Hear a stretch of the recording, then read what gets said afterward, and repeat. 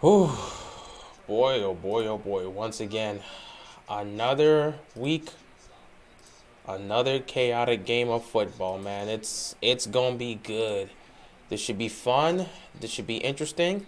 I have no idea how this is gonna go down, but it's an AFC West matchup. Both teams understand how important this matchup is, especially for the division at this stage of the game or at this stage of the season. So both of these teams, they're ready to play, man. They're ready to play. They're gonna go at it. It's gonna be great, and I just can't wait for this game to go on, man. What's going on, everybody? Hope you guys are enjoying your day. It has been a crazy day of football. A lot of craziness happened that I did not expect to see, but it happened. Football just does not seem to make any sort of sense this season. And the football gods have been very vengeful that I'm really scared. Like, I'm really scared for a lot of teams, especially if you're a team that's competing, man. I'm very scared. I'm very scared because the football gods this year has been very vengeful. Had a couple injuries here. My main man Chase Young suffering a torn ACL. I believe Aaron Jones also suffered a sprained MCL. It's been scary, man. It's been very scary. If your team's competing, man, I just look out, man. Baker Mayfield also got injured today. It just, man, it's just been rough. I mean, this season has not been good. This season's not been good. What's going on, Matthew? What's going on, everybody? Hope y'all enjoying your day. You happy that? Yeah, I'm happy Washington beat the Bucks. I was very happy. I was actually surprised to see that. Did not expect that to happen, but this season is just the season of upsets. It's the season of upsets. And it seems to just be the case. You never know who's going to win. This year it truly represents the year of any given Sunday. Like, it's the true definition of any given Sunday. But this game really matters because, Denver lost, the Chargers lost, so the Raiders right now sit on top of the AFC West. The Raiders sit on top of the AFC West. If the Chiefs were to beat the Raiders tonight, they would be back in first place in the AFC West. So this is very interesting in terms of shaping up how this division is going to go. Can you start streaming more 1 o'clock games? I mean, I would love to, but I'm kind of busy. If I'm available, I'll do it. Guys, I can't stream all day. I would love to, but I got other things to do in life. I can't be streaming a 1 o'clock game, then streaming a 4 o'clock game, then streaming a Sunday night football game. I can't spend the whole day streaming. Life just doesn't work out like that. I would love to stream more 1 o'clock games, but I can't always stream a 1 o'clock game if I'm not available. Today I had some things I had to take care of, so I actually was not able to stream any 1 o'clock games because I just had business to take care of. But whoever wins tonight, they take control of the AFC West, so it's going to be very interesting to see how this is going to go down for the most part. Today was just crazy, man. Today was just crazy. Washington upsetting the Bucks, the Seahawks putting up 0 points against the Packers, and it was a game where both Aaron Rodgers and Russell Wilson didn't play great. We had the greatest game in which we watched the Pittsburgh Steelers without Ben Roethlisberger go up against the Detroit Lions. I mean, that was just nonsense. That was truly the greatest game. I could not take my eyes off of it. It just seemed like nobody wanted to win that game. So they deserved to tie. It was just disgusting. Then you got the New England Patriots blowing out the Cleveland Browns. By the way, we got to start talking about the Patriots because, while everyone else in the AFC has been going at it and showing some sort of chaotic mess, the Patriots have been slowly building themselves back up, and they've been really quiet. Like, they've been eerily quiet. And now they're fighting for a playoff spot, and they're right behind the Buffalo Bills for that divisional crown in the AFC East. So we got to start giving more credit and paying more attention to the New England Patriots. I understand Brady's not there anymore, but they're doing a lot. So the AFC this year is wide open, so it can go down to anyone. And I wouldn't put it past the Patriots finding a way to get to the Super Bowl if they keep playing like this. Like, it's truly wonderful what we're seeing. Mac Jones right now he's looking to be the rookie of the year, and with the way the The way the Patriots are playing right now, they're scary. I wouldn't want to face off against them because, they're just playing so well. But yeah, the winner of this game tonight will take first place in the AFC West. So a lot is riding on this game. And we'll see what happens.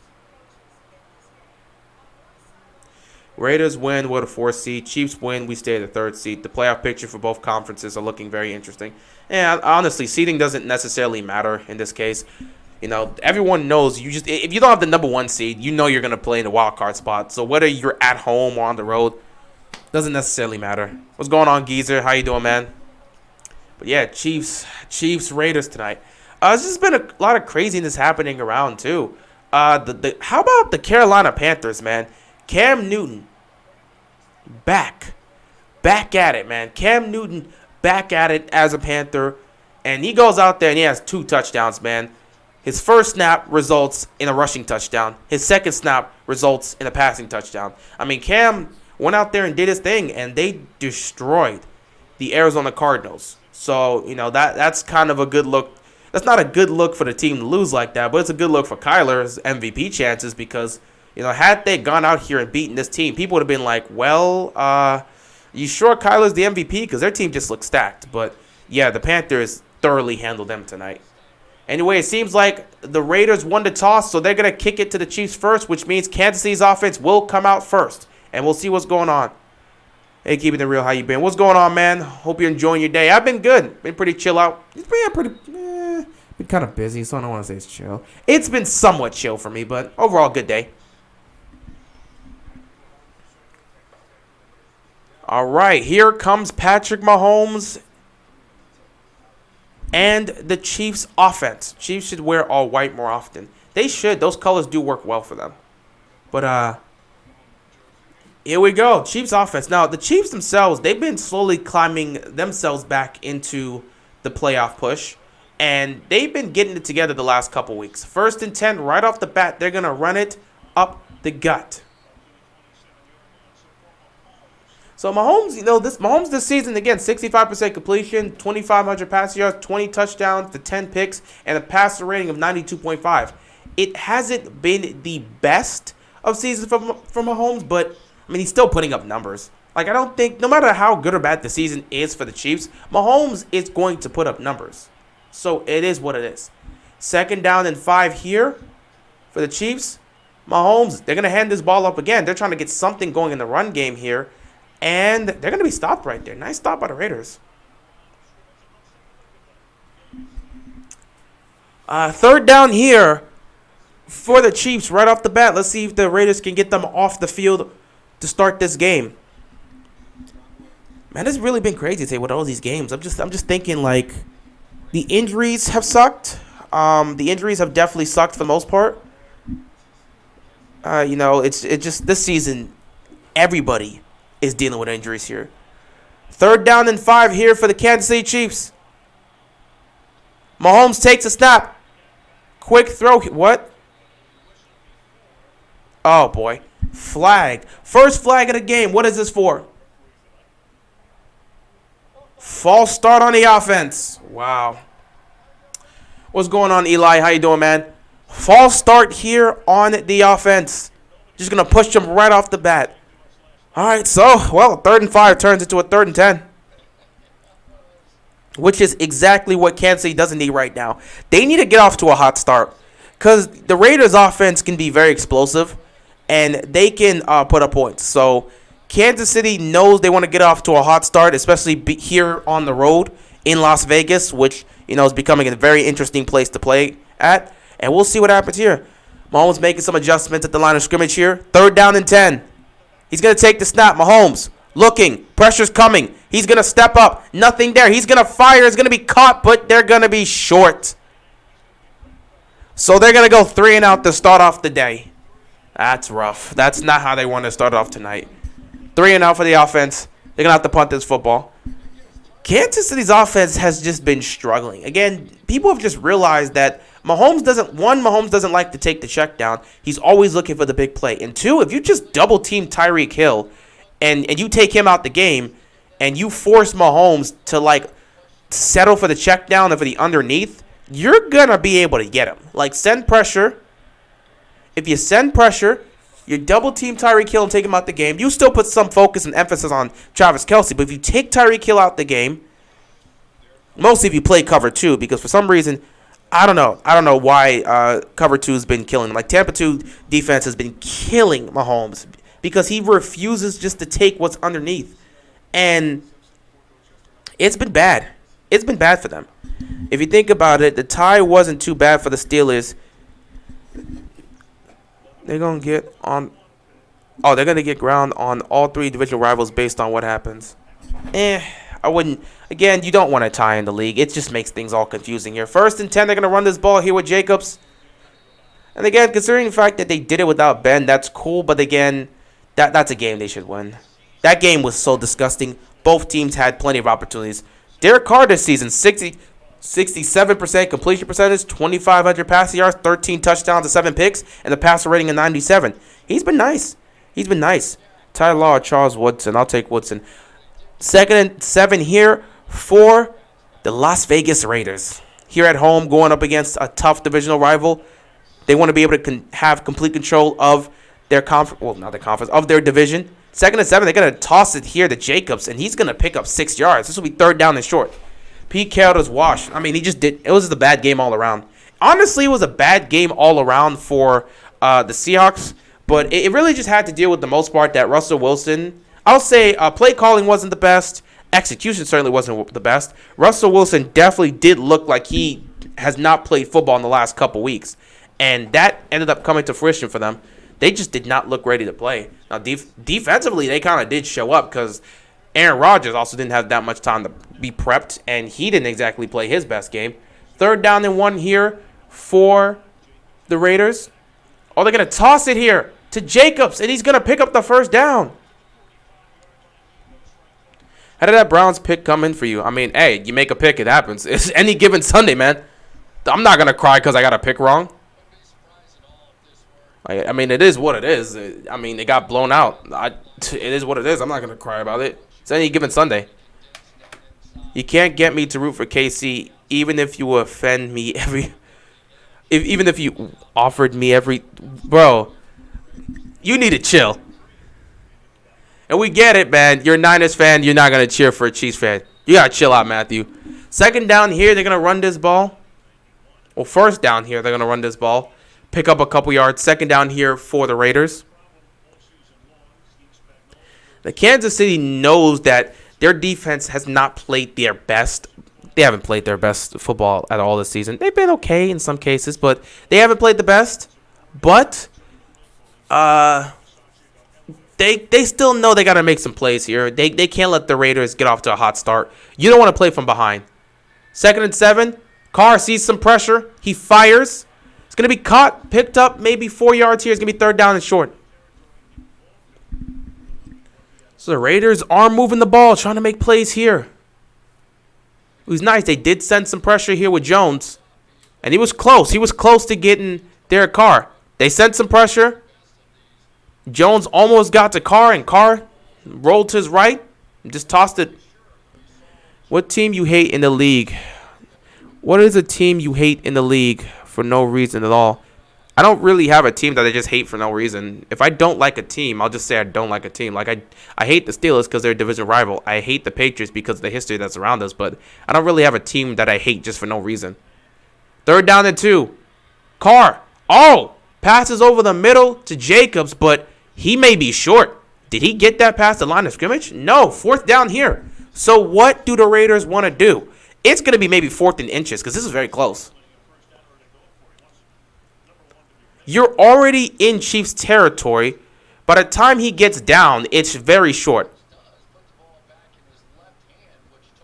Like, it's already, like, it's very short here. It's going to be maybe, like, 4th and inches. They'll probably say 4th and 1 here, but it looks like it's 4th and inches.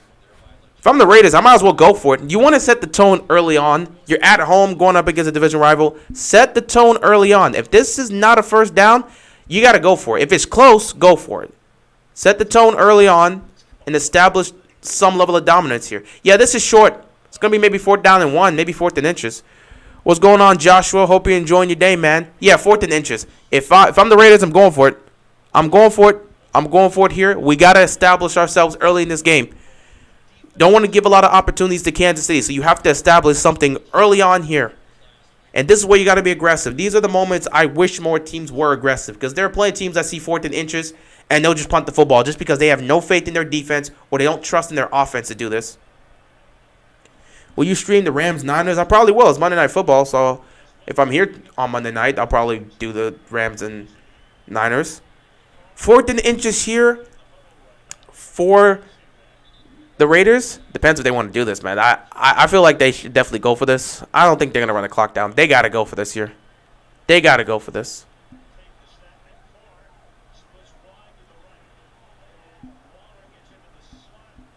They're going to need to set this up right. Here we go. Oh, my God.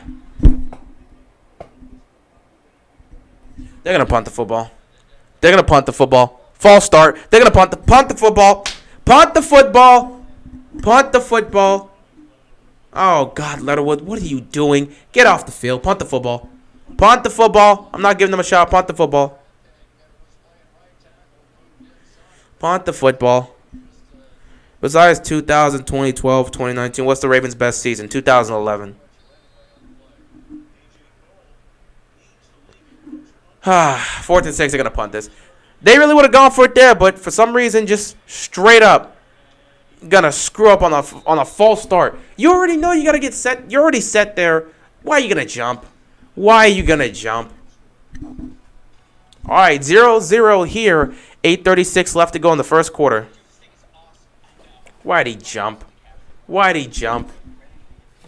Yeah, back to our discussion about just the NFL season here. It's been wild. I'll definitely say that.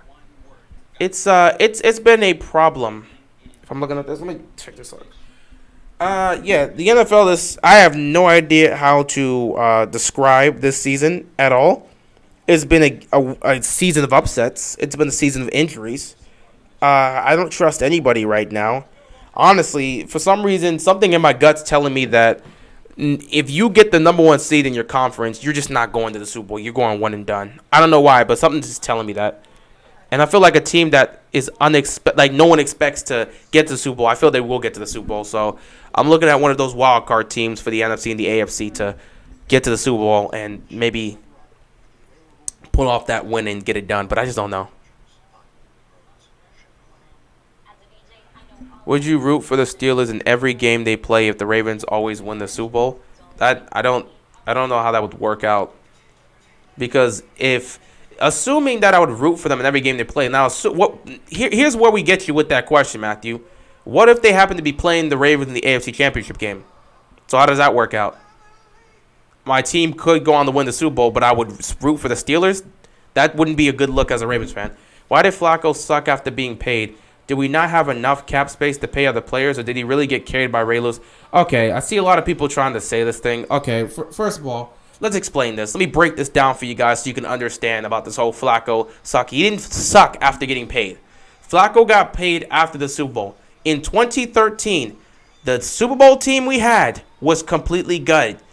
Some chose to retire. Others went to other teams. Others we couldn't retain. One of the biggest keys that we didn't retain was Anquan Boldin. Much of the players you saw in that 2012 Super Bowl team were not on the team in 2013. So when you're a team that's won the Super Bowl and you lose those players that help you get to the Super Bowl, you're not going anywhere. Not to mention, Flacco was dealing with injuries throughout 2013. So no, he didn't suck after getting paid. 2013, the team was gutted. Nothing you could do. 2014, he put up career-high numbers for himself in touchdown passes. 27 touchdowns to 12 interceptions. To this day, Gary Kubiak was the best offensive coordinator for this man. In 2014, we made the playoffs. That's not Flacco sucking. That was a great year for Flacco. We made the playoffs, got to the divisional round. Our defense choked. 2015, everybody got injured, including Flacco, who tore his ACL. I personally feel after Flacco tore his ACL in 2015, he was not the same quarterback. So no, he didn't suck after getting paid. The team was gutted after the 2012 Super Bowl. They were gutted. 2013, they didn't have the same core, so they couldn't make the playoffs. Not to mention Flacco was dealing with injuries. 2014, team makes the playoffs, get to the divisional round, defense chokes against the Patriots. 2015, everyone gets injured. Flacco tears his ACL, and he's never the same quarterback afterwards. So no, he didn't suck after we paid him. He sucked after he tore his ACL. 2nd and 3 here. They're going to, quick toss here, and they're going to pick up the first down. I see a lot of people try to, mistake that and said Flacco sucked as soon as he got paid. Yeah, he just took the money, and he became trash. They're clearly forgetting 2014 was a thing. We could have made the Super Bowl that year. We were in the divisional round, up 14 twice against the Patriots. Flacco had 4 touchdown passes in that game. So, no, we didn't suck after Flacco got paid. We sucked after Flacco tore his ACL. Came back in 2016, was not the same clearly. 2017, we choked. 2018, Lamar's rookie year, and we know what happened there. So, no, he didn't suck after he got paid. He probably ended up sucking after he tore his ACL. Which at that point, it was 08. He was, 7-8 years into his career?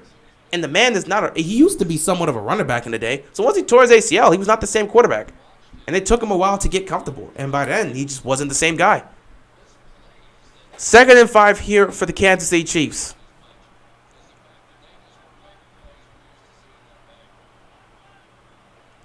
They're going to motion Kelsey here to the right. Mahomes takes the snap. He's going to fire downfield. Did they get the separation? Oh! Tyreek Hill almost caught that with one hand. He was reaching for it, couldn't get it. 3rd down and 5 here.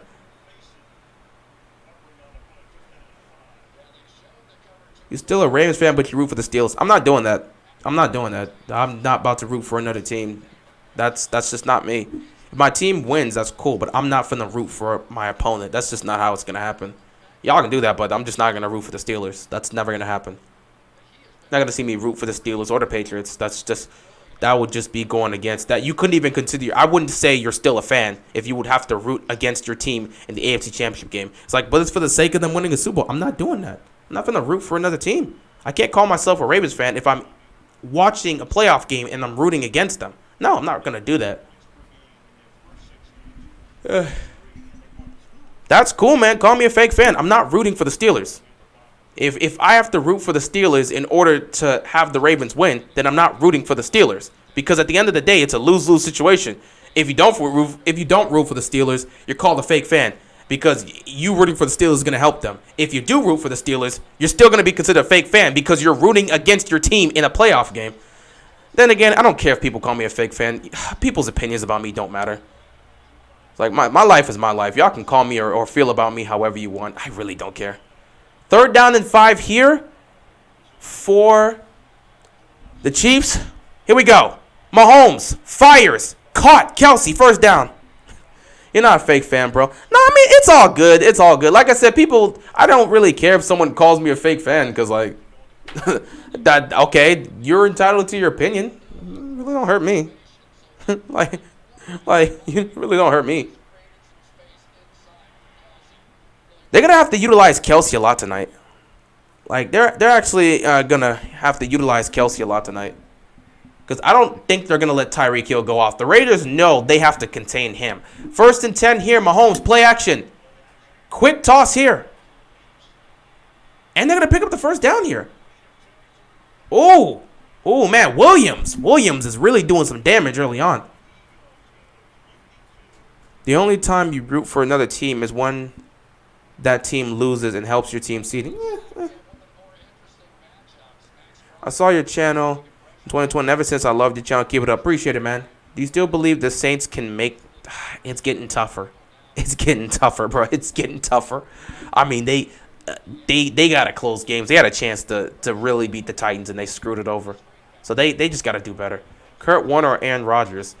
Aaron Rodgers is the better player. So, yeah, Aaron Rodgers. 1st and 10 here, Mahomes. He's going to fire. He's got Kelsey wide open. Kelsey's starting to take advantage of some of these holes he's finding.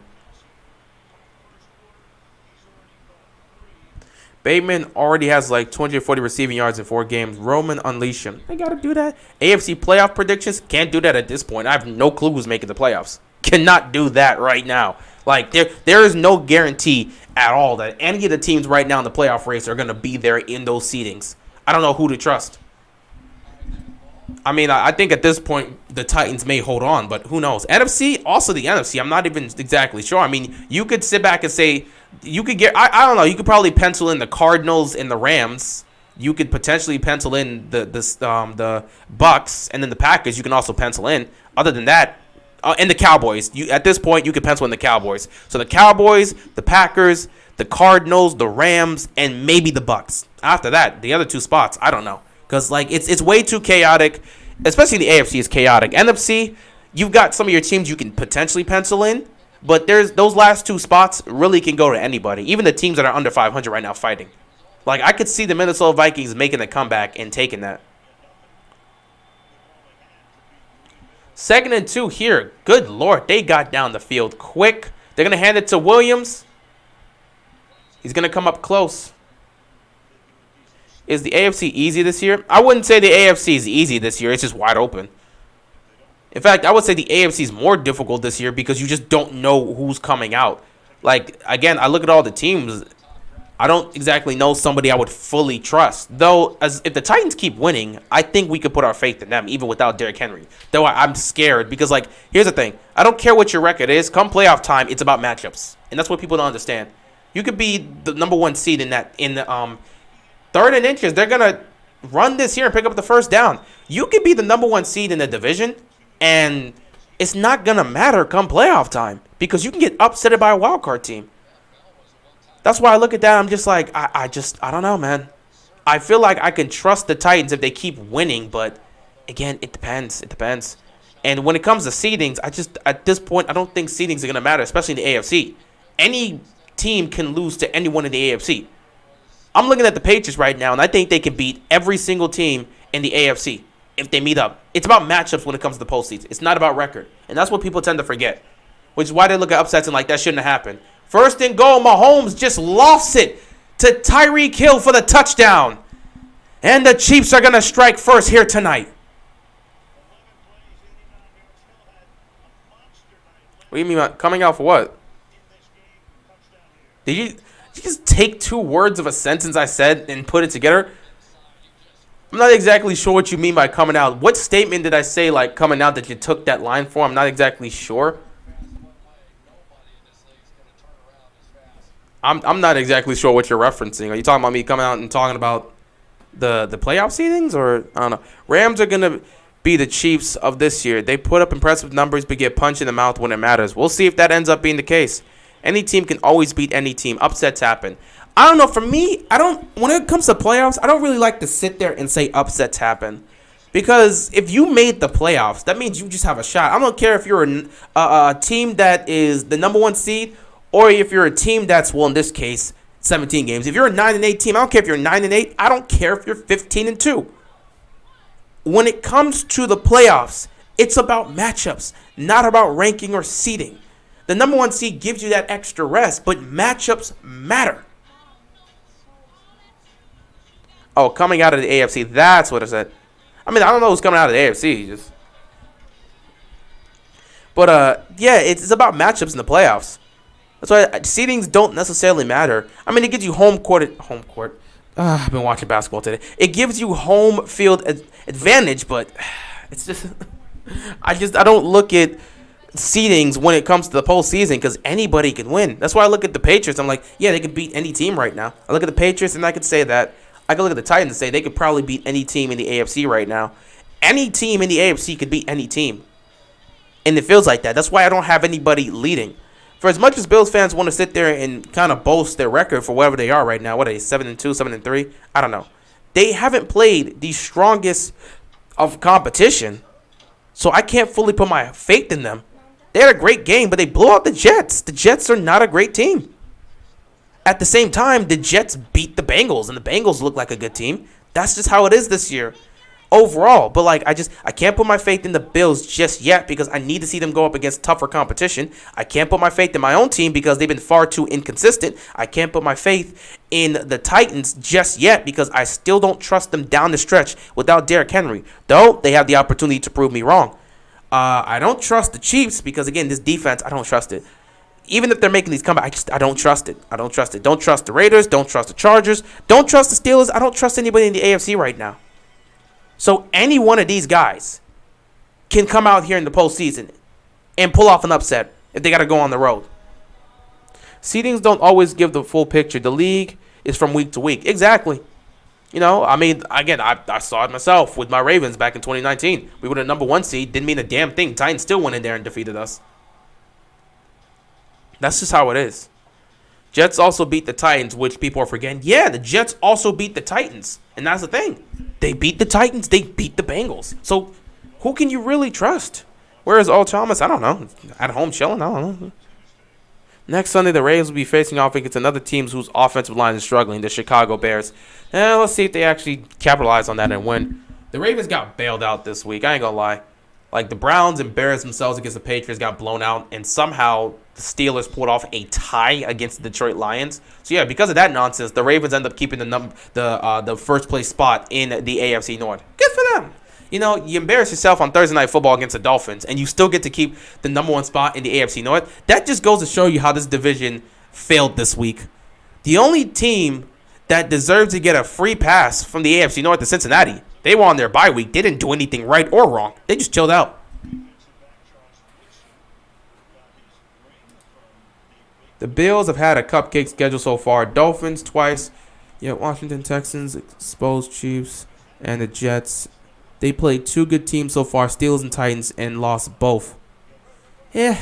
That kicker for the Lions sucked. How do you miss that kick to win the game? I don't know. It was 49 yards in the rain. It's not an easy kick, but it's something he could make. Then again, his career high was what, like 30-something yards in the NFL? I think he hit a 50-something yarder in college, but like his highest was like 30-something. I was expecting him to miss because it's just a Lions kicker. I didn't expect him to get that. That game was disgusting all around. Yeah, I don't trust anybody in the AFC, and I don't trust anybody in the AFC. As for the NFC, I'm not sure. I think I look at the Cardinals, and it's like maybe this could be the team, but I'm not 100% sure. I look at the Rams because of the talent they have. 2nd and 6 here. They're gonna run this up the gut, and Jacobs is gonna pick up a couple. It's gonna be 3rd down and short here. But I just don't know. I look at the Cardinals, and I feel like this could be the team to get there. But I'm not 100% sure on the Cardinals just yet. I look at the Packers, and I think to myself, okay, Green Bay could definitely be that team. But, like, I just don't know. I don't know. I don't know about the Packers. Because if they get to the championship game again, do I trust them? I'm not sure. Then I look at the Bucks, and I'm like, I don't know if I want to trust them either. But then again, Brady in the postseason, for some reason, I don't know, this man's got, the football gods love Tom Brady. And things that you don't think they would be able to pull off, they pull off. So do I just sit back and pick the Bucks? I don't know. I look at the Rams, I look at the Packers, I look at the Cardinals, I look at the Bucks. I'm like, these are the 4 teams right now. But then I can't forget about the Dallas Cowboys. However, with the Cowboys, I'm the type of person that wants to see them do it before I'll actually give them the faith to do it. Like, you got to prove to me you can get there. Okay, you got to prove to me you can get to a championship game. You haven't done it in such a long time. Prove it to us before I give you the credit. 3rd down and 8 here for the Raiders. Derek Carr's going to take the snap. He's going to drop back. He's going to toss it here. Oh, nothing there. They're going to be stopped short. They're going to have to punt this football. Do you think next year, if we fix our offensive line, we get all our reinforcement backs from injury, we can go 16-0? Well, there's 17 games, so you mean 17-0. That's 1. And 2, no, I don't think we'll go 17-0. I mean, like, other teams will be getting healthy. And again, throughout a long season, I don't really see it a situation where the team goes 17-0. Nor would I want the team to go undefeated. There are times where losses can help out the team because it can expose your weaknesses and you can focus on that. Why the hell would I want to see my team go undefeated? I'm not trying to deal with that because all of a sudden the football gods don't get on your side and you end up like, oh, the fumble!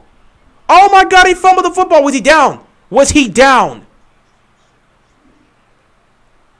Oh, he was down. Oh my goodness, that would have been crazy. But yeah, going 17-0, I don't want to see my team go 17-0. I'm going to be very honest. Because, like, again, there's clearly weaknesses you'll deal with on the team. But, like, if you go 17-0, you'll just assume everything's fine. And that can come back to bite you in the butt in the postseason, and I don't want to deal with that. So like, there are just some losses where there's some losses that can definitely help a team out. So that's kind of just how I am with that. I feel like sometimes losses can help you out, but I would never want to sit there and be like, can we go 16-0 and 17-0? Because I mean, other teams will be saying the same thing. Can we go undefeated if our guys get healthy?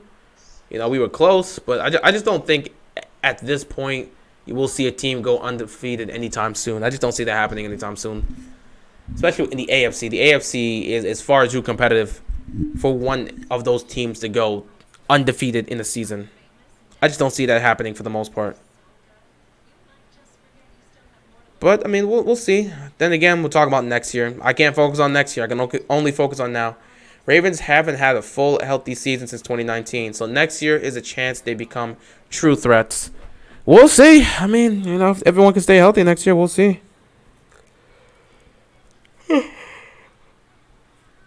It all depends on the football gods and what the football gods feel. Because for the most part, if they ain't feeling us, injuries are going to hit us, the way it's been hitting all teams this season. It's been brutal.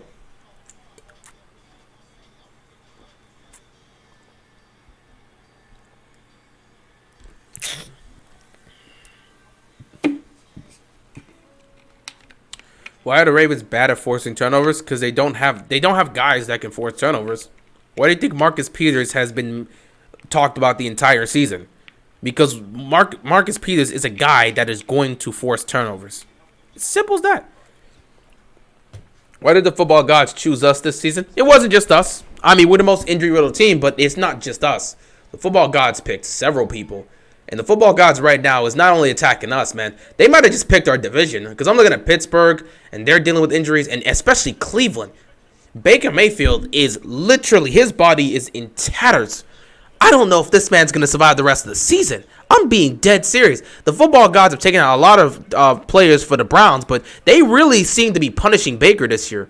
I don't know what he did. Was it too much? Maybe, I don't know. Maybe Cleveland just can't have great things. They can't be nice. I don't know. Did the owner make a deal or something for them to get that playoff win against the Steelers, and are they paying for it now? I'm just not sure. I'm just not sure for the most part. We need to sign T Sizzle for our vocal leader because he still hasn't retired yet. I don't know if T Sizzle wants to come back and play. But again, you just sign him for a vocal leader. You're not going to play him. He would have to play. 1st and 10 here. Wait a minute. They counted that as a fumble? Oh! Look at me too busy in the chat. They counted that as a fumble. So that was a fumble that was recovered by the Raiders. And the Raiders got the ball back and just threw it. Now they're in range. Oh my goodness. I didn't realize this. I was like so engaged in like talking about other teams. I looked up for a second. I just realized the Raiders got that ball back. That was considered a fumble. And because it was considered a fumble, the Raiders got the possession. And now they're in field goal range. Wow. Sign Montez. No, we don't need Burfitt. Let him go. If he's going to sign someone, let him go back to Cincinnati. Let him go be a headache over there. We don't need him. But wow, that was considered. That was considered a fumble. Cannot believe they reviewed it. Yeah, that was considered a fumble. All right, well, we'll see what happens now.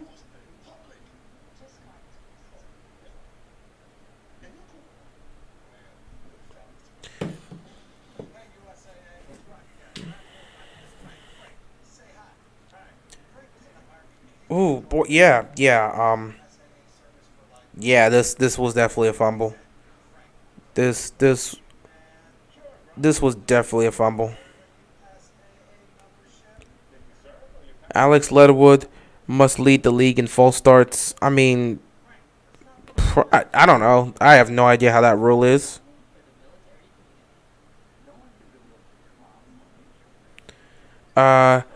Besides Flacco and Lamar, who's been our best quarterback? Vinny's been our best quarterback. What did we do for the football gods to take away Marcus Peters and Gus Bus too? The football gods have been vengeful to everyone this season. I think the football gods are just vengeful in general towards the 2021 season, because I feel like everyone's just getting injured left and right. Cardinals have a prime opportunity here, and now they've had a situation where they've missed DeAndre Hopkins and Kyler Murray for multiple games. I don't know if they're going to be back next week or not, but like, if those guys can't stay healthy, they have no shot to get to the Super Bowl. If Baker can't stay healthy, Cleveland's probably missing the playoffs. If Ben keeps having some of his issues, the Steelers may end up losing their opportunity to get to the playoffs. It's crazy. The Saints looked like they had a chance to be good this year, and then they just lost Jameis Winston. So it's not good. So it's just been the problem. You have Madden 22. I don't really play it, so no. I think I still have 21. I don't really like to buy the Madden games. They're just the same. They're really just the same. I mean, it's just the same. It's not that much of a difference from the Madden games. They stopped trying to change it to really improve Madden a long time ago. If anything, you want to go look back at those like NCAA games that they were putting out back in the day. Those are more funner than just playing any of the latest Madden games. But here we are. Raiders are in range and have an opportunity to potentially tie this game. Cannot believe that was called a fumble. Well, I mean, I can believe it. It did look like a fumble, but hey. 1st and 10 here for the Raiders. They're at the Chiefs' 28-yard line. Carr's going to take the snap. He's going to throw this quickly here. And they're going to pick up a couple yards here. 2nd down for the Raiders. This is where they have to take an opportunity of this, and they got to capitalize. They've got to score here. Oh! It was an injury right there. That's not good. 2nd and 7 here for the Raiders. Carr. He's going to step up, and he's going to take off. Nothing there. He's going to take off and slide to pick up maybe 1 yard. 3rd down here for the Raiders. Now, this is where they got to find a way to convert this, man. You're in prime position to potentially tie this game up. You want to keep up with Kansas City. This is where the offense has to make a play. You got to look at one of your receivers and say, go out there and make a play for us, because that's what you're going to need. Someone's got to step up and make the play. 3rd down and 6 here for the Raiders. I'm looking towards Waller. If he's even on the field right now. Yeah, he is. I'd be looking towards Waller here if I'm Carr. Here we go. Carr takes a snap. Kansas City sending pressure. He's going to loft it downfield, and he's going to overthrow it, but a flag's going to be on the play. He was going for Edwards, but the flag's on the play. Is this about to be pass interference?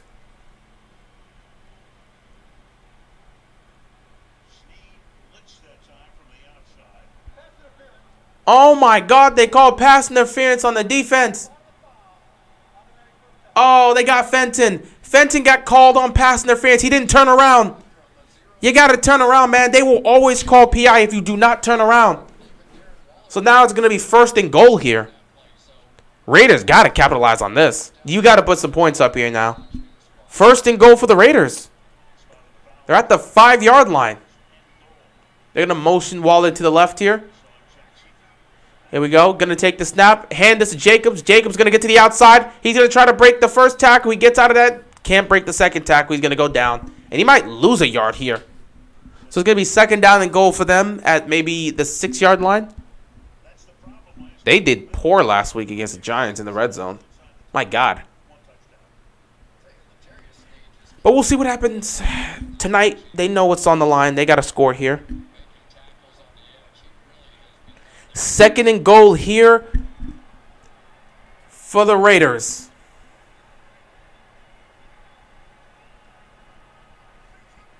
Carr's going to take the snap. Play action. Looking. He's going to loft towards the back of the end zone. It's caught.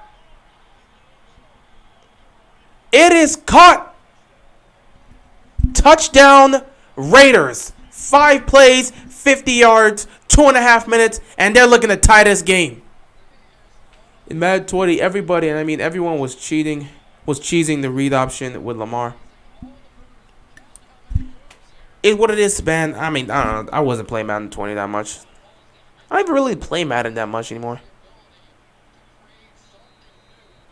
That was a great throw and a great play there. But they got it done, and they managed to tie this game up. capitalizing on the turnover that Kansas City gifted them. They're going to score, and they're going to tie it all up. So we're all tied up at 7 apiece here. 12:57 left to go in the first half. So things are getting interesting here in Vegas. Everything's all tied up. We'll see how it goes throughout this game. I still believe the Chiefs are going to win tonight, but we'll see what happens. We'll see what happens. Anyway, this season's just been a whole mess. It's been chaotic all season. Like, I do not know, like, who to trust. I look at the AFC and I just think it's wide open. But when I look at the NFC, I'm not 100% sure I want to trust these guys. Like, again, with the Packers, I know what the Packers can do, so I could trust them to get to the NFC Championship game. Can I trust them to get to the Super Bowl? I don't believe so. They have a great shot this year, but I don't trust them to get to the Super Bowl. That's my thing. I look at the Rams. It's not like I completely trust the Rams, but it feels like 2018 to me again. So maybe they need another miracle like they got in 2018, or maybe they actually get it done themselves. I don't know how you want to put it, but the Rams, to me, they have completely bought in, and they've sacrificed their future to get to a Super Bowl now. For me, it just feels like, from what I've seen of the Rams this season, I feel like that's the team that's going to get to the Super Bowl, but I'm not sure. Russell Wilson needs to go to another team. Well, he had the opportunity, and he didn't want to go, so, I mean, he is where he is. I actually don't even know if he's going to be a free agent this year or not. But, yeah, Russell Wilson wanted to be where he is, so he is. Yeah, Seattle played terrible today. But Russell Wilson didn't even look like he was ready to play. I'm going to be honest. It felt like they kind of just put him out there because it was Russell Wilson. You know, it's like, he's back. Our guy is back. Let's throw him out there. Not to mention, I'm sure Wilson just missed playing football, so he had to go out there. But what they displayed today was just pathetic. 0 points offensively. They couldn't get anything going. I mean, my goodness. Seahawks look terrible. It's been 7 years straight, and they haven't given him a good O-line. I don't know what to tell you, man. Seattle has never given him a good O-line for the most part. I mean, he had a good O-line to start off with in some cases, but it hasn't been the best. Do you miss the 2019 blowouts or the heart attacks? I mean, I would prefer to have my team blow out opponents. I don't want to be sitting here having to have games go down to the wire. Again, as a Ravens fan, I miss the blowouts. As a football fan, I love the heart attacks we're getting because it just makes football fun. If you're watching blowouts every week, what's the point? Like, there's nothing interesting in the game. You want to have moments where you want to see if your team can be able to show up in the clutch. Can they show up down the wire? Because by the time you get to the Super Bowl, my God, it's not going to be a situation where you're going to blow them out. Not every Super Bowl is going to end in a blowout. Hell, not every game in the playoffs you play will end in the blowout. You got to show in the postseason you can make those plays down the stretch to help your team win. So I feel like those teams that play those heart attack games, they're more prepared for the postseason than the team that's just doing nothing but blowing out opponents. What's going on, Devon? Hey, did you change up your whole, what is this thing called? Your old avatar here, or your or your old thumbnail thing? I don't even know what it's called. Do you think the Ravens will overcome and figure it out on defense and offense to make it far in the playoffs? I hope so. I mean, I'm not going to fully say yes right now until they show me they make those moves, but I hope they're able to figure it out. The parity of the AFC has been quite interesting. I hope it's like this for years to come because that's going to make it very interesting. Everybody has a fair chance and everybody can go at it, and it's not one team dominating. That's what I love to see. Yeah, I can tell. It definitely looks different. But I love it. I love the parity in the AFC. You don't want one team just dominating. Everyone's like, yeah, well, it don't matter. You know, that team's going to get to the Super Bowl anyway. This year, it's like, we don't know who's coming out of the AFC. And you want that. You want that. In the NFC, you don't know who's coming out of the NFC. People still want to say the Bucs, and I'm pretty sure the Bucs will probably always be the favorites just because they have Tom Brady. But it's somewhat wide open in the NFC, though I could definitely see Brady getting there. I don't think the Bucs are going to go there this year, though. 2nd and 3. They're going to run this with Williams, and he breaks free and gets into Raiders territory. You think I should change my name? I mean, it's up to you, man. I don't know. If you like your name, then you can keep it. If you don't, just change it. It's not really my choice. It's really up to you. It's your decision, man. If you want to change up your name, you're free to, but it's your decision. I feel like if the Ravens can overcome all this and Lamar finds a way to make it to the Super Bowl, and Lamar will get paid more than Mahomes. Trust me, everyone, even the media said that. They're like, if Lamar Jackson leads this team to the Super Bowl, he deserves a Mahomes deal. The media set does, so I mean they're already preparing that whole situation. Though it depends on whether or not Baltimore would want to give up that type of deal, because that's investing a lot of money into your quarterback. So if the team can't, at that point, your team can't make improvements. They're going to be what they are. Do you think the season was over last year for the Ravens when they went 6-5 and Lamar got? I mean, the thought came up that the season could be over, but at the same time, it didn't cross. I never sat back and thought we were going to miss the playoffs. First and 10, Mahomes kind of just rolls to his right, tries to get something going. He's going to toss it to Travis Kelce, and Kelce's going to pick up the first down. So when we were 6-5, I thought we were in danger of missing the playoffs. But at the same time, I just looked at the schedule and I said, all right, all we got to do is beat Cleveland, and we should be able to make the playoffs because we're going to run the stretch. And that's exactly what happened. Now, if we would have lost to Cleveland, then I would have been like, we're missing the playoffs, which, judging by how everything went towards the end of last season, that would have been the case. But, it is what it is. We have to address the coaching. I know the front office sees the woes. They could see the woes. Doesn't mean they're going to change it. And the coaching's been addressed plenty of times. I just don't think Baltimore's going to make the coaching change. Harbaugh's not cutthroat like he was back in the day. He's softened up, so he's not getting rid of Greg Roman. And Wink Martindale's keeping his job, too, so it is what it is. We should let Greg Roman walk after this season. Honestly, you can let him walk right now and just let T. Martin coordinate. Let T. Martin be the offensive coordinator. But it's not going to happen. It's not going to happen. Sucks that I have to cheer for other teams because the Ravens thought it was a good idea to leave Lamar with no help.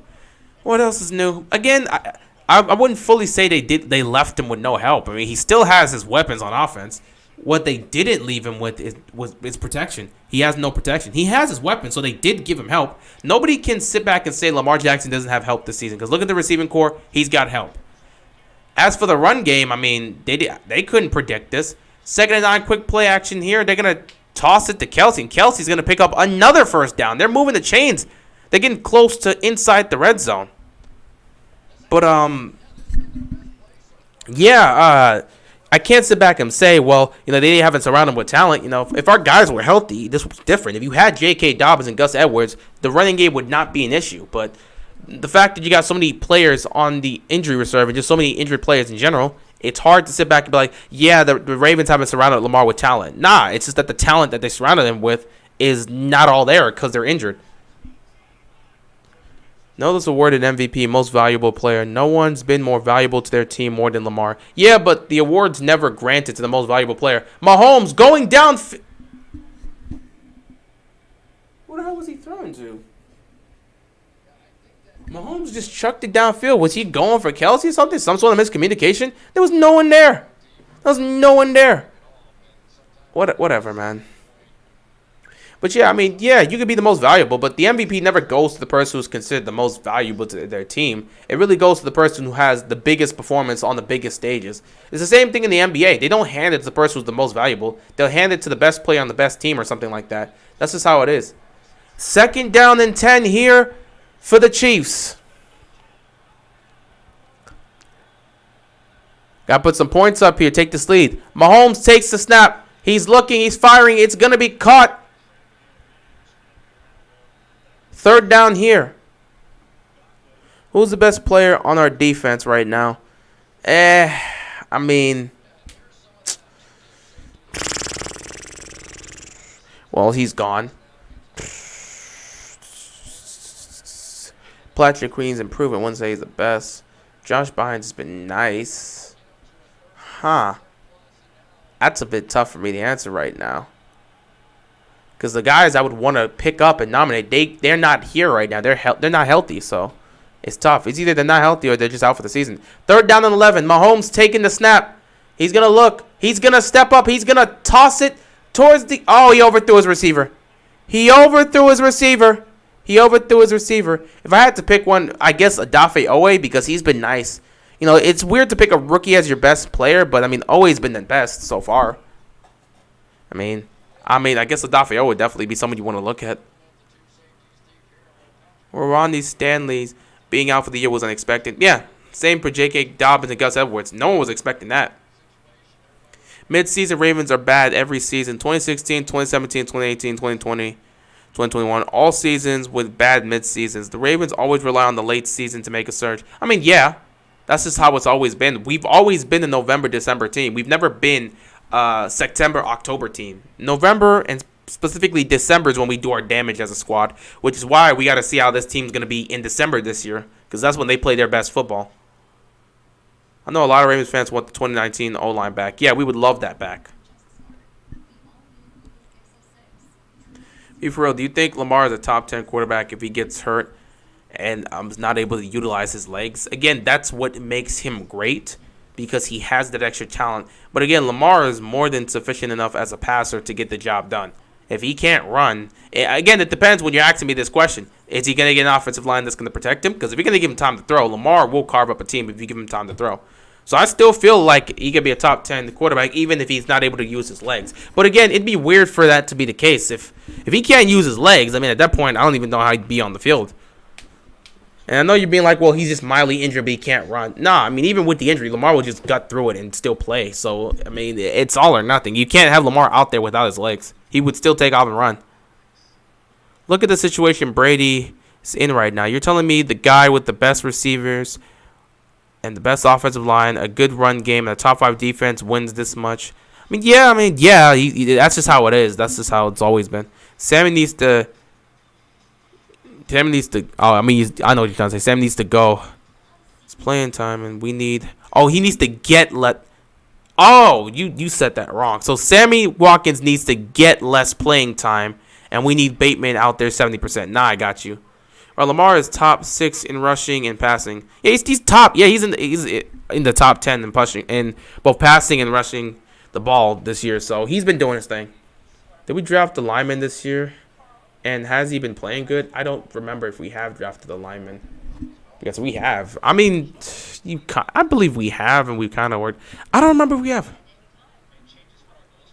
Wait, no. Hold on. We did. I know we did. I know I'm tired right now, but we did.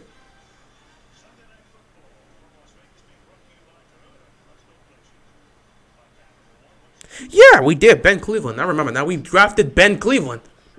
I was like, hold on for a second. I'm sitting there thinking, we drafted someone. Yeah, Ben Cleveland. He's been, when he's on the field, he's been somewhat productive, but it's not much I can really talk about that when it comes to him. But yeah, Ben Cleveland. I remember now. We did draft somebody. Bateman wide receiver 2 after Thursday. I mean, he should be, but I don't know if that's going to happen. Bateman needs at least 60% of our targets.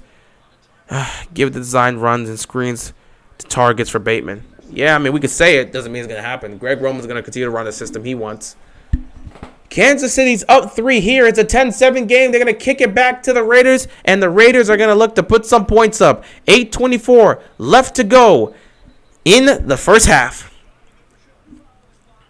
I don't see Hollywood staying with the Ravens for his whole career, even though him and Lamar is really good. I don't see how Hollywood leaves. I mean, you're playing with a team that's a contending team. At least it's supposed to be a contending team when healthy.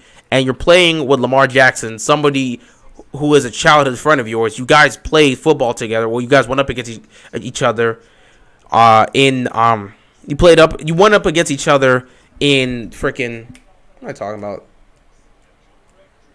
Cannot remember what it's called right now.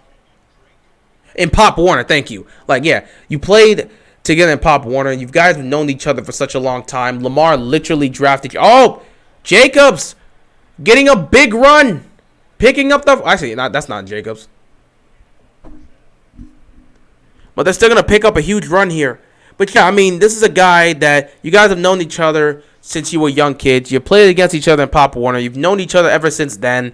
Lamar literally drafted you. You and him have such a bond. There's no way Hollywood's going to leave. I'm sorry. There are just some players that you could just tell they're not just going to switch to another team for no reason. The bond he has, I'm just saying, the team would have to let go of Hollywood before Hollywood would do that. Like Hollywood and Mark Andrews, I don't see them leaving. I just don't see them leaving.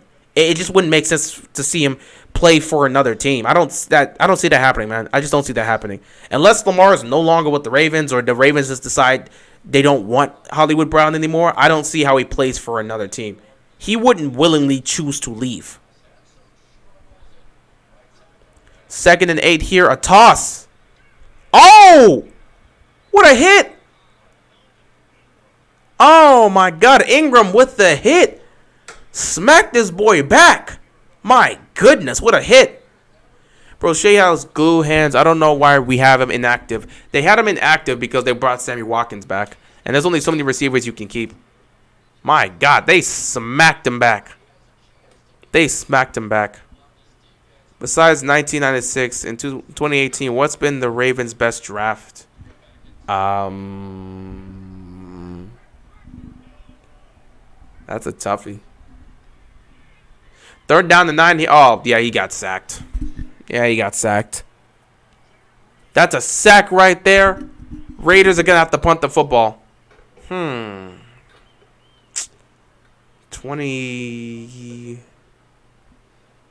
I don't know, what would be 2002 or 2003? I think that was a pretty good one right there. 2002 or 2003. Like I'm thinking either 2000 or maybe even 2002 would have been a nice one. 4th and 16. They got to punt this football. Oh! That was partially blocked right there. Oh, that is a great bounce. That was a great bounce right there. It puts them way back. We should put Bowser at middle linebacker because he has good coverage, because he isn't all that great at pass rushing. They got to make some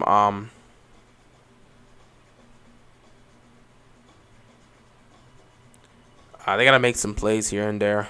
They got to make some moves here and there, maybe in the defense. Did you see Lamar Jackson's jersey retirement ceremony? Yeah, that was nice. I loved it. It was great. As a Steelers fan, I want to perish. It is what it is, man. Guys, it's it's just a game, man. Don't. It's hard, but again, there's always next week. Your season's far from over. Should we draft an offensive lineman in the 1st round? Yeah, good luck with that. The Ravens don't draft O-linemen in the 1st round. They don't really do that. But if it happens, that'd be nice. That'd be nice. It wouldn't happen, though, but it'd be nice. Why are you mad? Don't Ravens fans need Kansas City to win? No. Don't need Kansas City to win. I've never been the type of fan that wants to rely on other teams to win to clean up our mess. If you're a good enough team, do it your damn self. I'm not going to be first of all, I don't even know. The Ravens wouldn't need the Chiefs to win. I don't think this game affects us at all. Like, Kansas City winning tonight does not affect Baltimore at all in terms of where they rank in their own division. I guess it changes up the seeding in the AFC, but it doesn't really matter to me. Never want to sit back and rely on another team to get your job done. It's like, well, don't you need them to win? No, I need my team to win so that you don't sit back and have another team do the job for you. How about you just win the damn game yourself and not have to rely on somebody else? Like, what type of fan wants to sit there and be like, I'm going to root for them because I need them to win? No, I don't want to be in that situation. How about our team just get the job done, take care of business, and you ain't got to worry about relying on somebody else? You know, we had to deal with that nonsense back in 2018. Well, not even 20, but even 2014, we had to kind of rely on it that final game. We had to win, and then somebody had to lose. And I'm just like, nah. How about you just take care of the stuff your damn self? I'm not going to rely on another team. I mean, I know some fans will be like, I got to rely on this team. But no, if you're good enough to compete, rely on yourself. Because you sit back and rely on another team, is that team going to help you out in the postseason? Well, I mean, if we don't play our best football here, we can always rely on someone else. No, I mean, postseason, it's just you. You can't always be relying on somebody else to clean up your own mess. Now, we won't take an O-line. Yeah, we're not taking the offensive lineman early on. I don't see that. I don't see it happening. It doesn't really happen that often. Nah, Spooky, you're good, man. You're good. But no, we don't need the and I'm not mad about this game. I'm just kind of just chilling out for the most part. But nah, we don't need a team to take care of our business. Like, just take care of it yourself. Like, if you can't take care of it yourself, you don't really deserve to get to the playoffs. If you need somebody to help you get to the postseason, you don't deserve to get to the postseason. As a fan, you're not going to complain if that's how you get to playoffs, but you shouldn't be relying on other teams to get you to the postseason. You should be relying on yourself, so get the job done yourself, and you wouldn't have to worry about another team getting you to the playoffs. Simple as that. For instance, because if you're already trying to be a team that's competing for a postseason, why are you having to rely on somebody else to win in order for you to get in? Like, that means you just weren't good enough to get the job done. 2nd down here for the Chiefs. I feel like whatever team gets first round bye is going to be in the championship game. I'm getting the opposite feeling. I feel like the team that gets, with the way this season's been so unpredictable and it's been the year of the upsets, whoever gets that number 1 seed and gets the first round bye, I think they're going one and done. I'm dead serious with this. I think we're in upset season. We are in upset season. Every week, multiple teams are getting upsetted. If you get the number 1 seed in your conference, you may get upsetted at home in the divisional round. 2nd and 7 here. Mahomes. It gets knocked down. Incomplete. 3rd down here. You remember when Ravens fans were booing Lamar in the playoff game against the Chargers? Again, I was at that game. They weren't really booing Lamar. They were booing... Who the hell's his name is? Not great. Marty Morningweg. Yeah, they weren't booing Lamar. They were booing the play calling. Now, I remember there were some people that were talking about bring Flacco in. There were definitely a few people. But most of the people that were booing, especially the people around me, they were booing the play calling. Because everyone was like, bro, just let Lamar go do his thing. Why are we restricting with this terrible play calling? So they were booing Morningweg. They weren't booing Lamar. At least that was what the people in my section went. 3rd and 7. Mahomes stands in the pocket. He fires over the middle, caught by Kelsey. 1st down. So yeah, I don't think, again, I was at the stadium for that game, and most of the people that were booing the play calling. They weren't booing Lamar. But it's going to come off like they were booing Lamar. Because all I heard, everyone around me, all I was hearing was, what is Morningweg doing? What are they doing? They're not letting Lamar be Lamar. They're not doing this. I heard maybe 1 or 2 people say, put Flacco in, but everyone else was so pissed off with the disgusting play calling that they were just done with the game. They're just letting Lamar just stay out there and take all this heat. That was just all the stuff I was hearing when I was at that game. So, 1st and 10. Ooh, Hardman picks up the 1st down and more. Gets down to the 12-yard line. Huge play for the Chiefs. If the Ravens weren't as bad as they are, I would be confident. Sadly, they aren't. They aren't. I'm not saying they're a good team or a great team or a bad team. They're just an inconsistent team. Until they figure out what they want to be, I don't know where to rank the Ravens right now. I hate how we signed Stanley and he immediately went out for at least 1.5 seasons. It happens. It happens. You can never gauge when an injury is going to happen in the league. 1st and 10, a little flip here to Tyreek Hill, and they swarmed him. Nothing there. Maybe he picks up a yard or 2. How did the Ravens lose that game? Simple. I mean, Lamar in the first half wasn't playing well, but the play calling was terrible in that first game. Like, the first half, the play calling was terrible. Actually, the first 3 quarters, the play calling was terrible. They limited Lamar. They didn't take shots. They were not aggressive, and sometimes they were conservative. Defense was doing what they could, but for much of that game, the play calling was so terrible, everybody was ready to go take Morningweg's head immediately after. Like going into the 4th quarter, I remember fans like so heated at Morningweg, they wanted to get out of the seats because they were watching this travesty. Then all of a sudden, bam. That not craziness happens in the 4th quarter. Simple as that. Why can't the Ravens stop the pass? I don't know. They're not good in coverage. A lot of miscommunications. Multiple things playing. Like, they're not good in coverage, and they continue to struggle with these communication problems. Yeah, like Devon said, blown coverages and miscommunication. That's exactly what it is, man. I'm going to come off as harsh. I've been a Ravens fan my entire life. I mean, yeah, it's fine. But we aren't good at all. Again, I don't disagree with you. I've told people thought I was crazy. I took some heat from Ravens flock when I said we weren't a Super Bowl team when we were 5-1. I said we weren't a Super Bowl team. People thought I was crazy because we were coming off of that win against the Chargers where we dominated. And people were asking me in the stream, well, do you consider the Ravens Super Bowl contenders now? And I was like, no, it's far too early in the season. Multiple of our wins came due to double-digit comebacks. For much of this season, we have not played great football.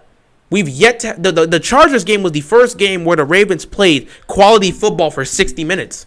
So after that 5-1 start and after dominating the Chargers, I stood firm and said that this team is not a Super Bowl contending team. And I took flack for that. I took a lot of flack for that. But it is what it is. Because we're sitting there right now. They're 6-3. They're still inconsistent. Still don't trust them. They've been beat. They got blown out by Cincinnati and got embarrassed against Miami. So again, inconsistencies. That's why I don't have them as a Super Bowl contending team. That's just how it is. So, you're going to get flack here. But again, I'm not going to declare them a Super Bowl contending team until they prove it. It's just as simple as that. If you're an inconsistent team, I can't say you're a contending team. That's why Kansas City does not look like a Super Bowl contending team to me. if they could continue to be consistent and get these wins together, yeah, they'll get back to form. But right now, they're not playing like it. 3rd down and 1 here. They're going to hand this off. Oh, did the Raiders make a stop? They might have made a stop. He might be short. This may be 4th down here. Why are Marlowe not playing like an all-pro? Because he hasn't looked like it. I mean, you would have to ask him that question. He hasn't looked like it. So, it's as simple as that. Hey, man, I wanted to ask, after my Patriots 45-7 triumphed over the Browns today, do you think they are a playoff contender? Absolutely. Absolutely. I don't care what anybody says. We got to start talking about the New England Patriots. While everybody else in the AFC has been dealing with their chaotic mess and have been fighting amongst each other, the New England Patriots have been quiet. They've been quiet and slowly working themselves back into the conference. And now they're knocking at the doorstep, legit knocking at the doorstep of the AFC East division. If the Bills screw up, New England will be there to take that division. So they are most certainly a playoff team. They are most certainly a playoff team. I would not overlook them. Everybody in the AFC looks like they have a shot. And with the way the Patriots have quietly been winning games, and after a performance like this where they dominated the Browns, I don't see how you can't say they're a playoff team. They absolutely deserve to. We got to give more credit to this team. Not even going to lie. Give more credit to the New England Patriots. Because right now, they're just playing quality football. This is solid football in all phases. Offensively, defensively. They don't really make that many mistakes. And they're doing this with the young quarterback. This is similar to what they did during Brady's rookie year back in 2000. That's just what it is. They're just playing solid football for 60 minutes a game. They're being consistent. They'll have some bad plays here and there, but they're doing enough to win games.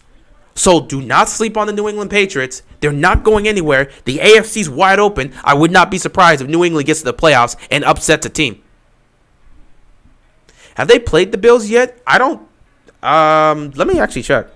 Have the Patriots played the Bills yet? I don't think they have.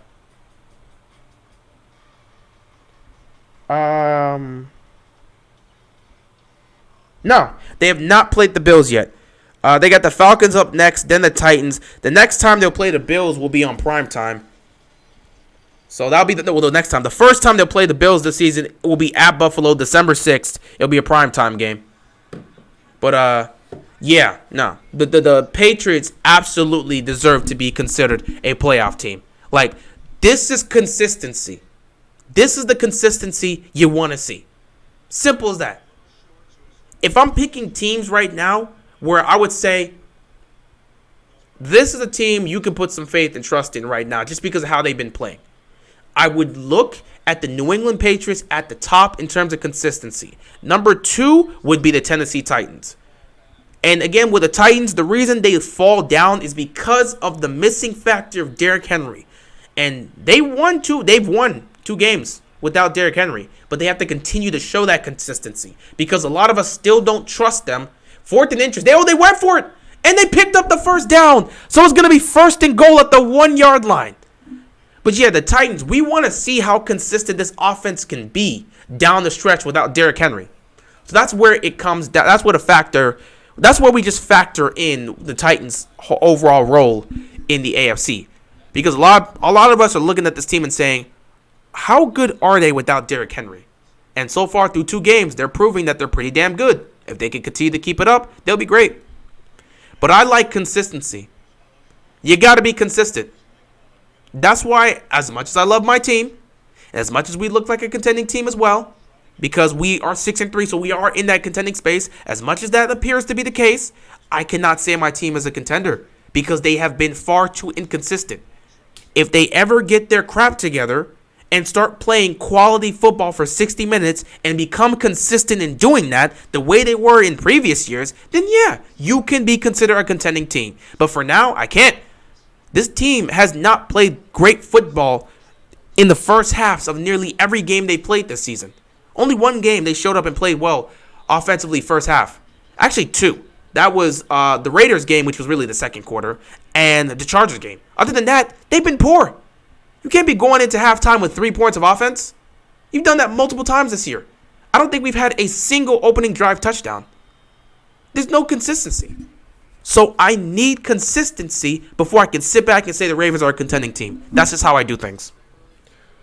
2nd and goal here for the Chiefs. Got to put some points up here. Extend their lead. I'm glad I picked Kansas City tonight, so I'm not even wrong. I needed that for the picks. It's been very tough picking. The Ravens O-line sucks, and we need to invest in some O-line moves and get some O-line in the draft. We need Marcus because this team's defense is young and talented, so we need to invest in O-line. 2nd and goal, Mahomes lofted. Why are they leaving Tyreek Hill wide open? Tyreek Hill was left wide open. What is the Raiders defense doing? You never let this man be left wide open. Oh my God. Let me see this. Who was covering Tyreek Hill? Oh my God. They didn't even try to stop him. He's left wide open. Oh my God. What are the Raiders doing? Mahomes is just literally lofting it up at this point to Tyreek Hill. Both his touchdown passes were just lofts to Tyreek Hill. What the hell is this defense doing? My God. The Ravens are good, but don't show it. Show we can be a good team if we have a good line, good tackling, and covering well. We can do good things. Yeah, they can do good things, but they haven't been a consistent team, so they can't be considered a great team. Yeah, we are week to week. Literally frustrating. Yep.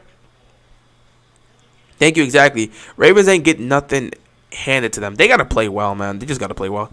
Patriots are only good with quarterbacks that look like they hit McDonald's more than the gym. I mean, as long as if you can throw a football and read defenses and make plays, then sure. Yeah, that's what you want. I don't care. If you can play the position, play the position. I don't care how your conditioning is. I mean, let's not forget what Kurt Warner was working at Walmart at some point. Then ended up becoming an NFL quarterback. We know what happened there. Like, this man was not in the NFL. It was Walmart or somewhere else. He was working part-time somewhere else. And all of a sudden he had an opportunity, and he took the best of it and became a great. Chargers, we had an opening touchdown. Okay, so yeah, the Chargers game is the only game where we played quality football for 60 minutes. Other than that, hasn't been there. Baltimore Orioles. If they keep looking like this, they don't look like the Orioles. Hey, man, what Week 10 games have surprised you? Number one surprised me. Panthers destroying the Cardinals.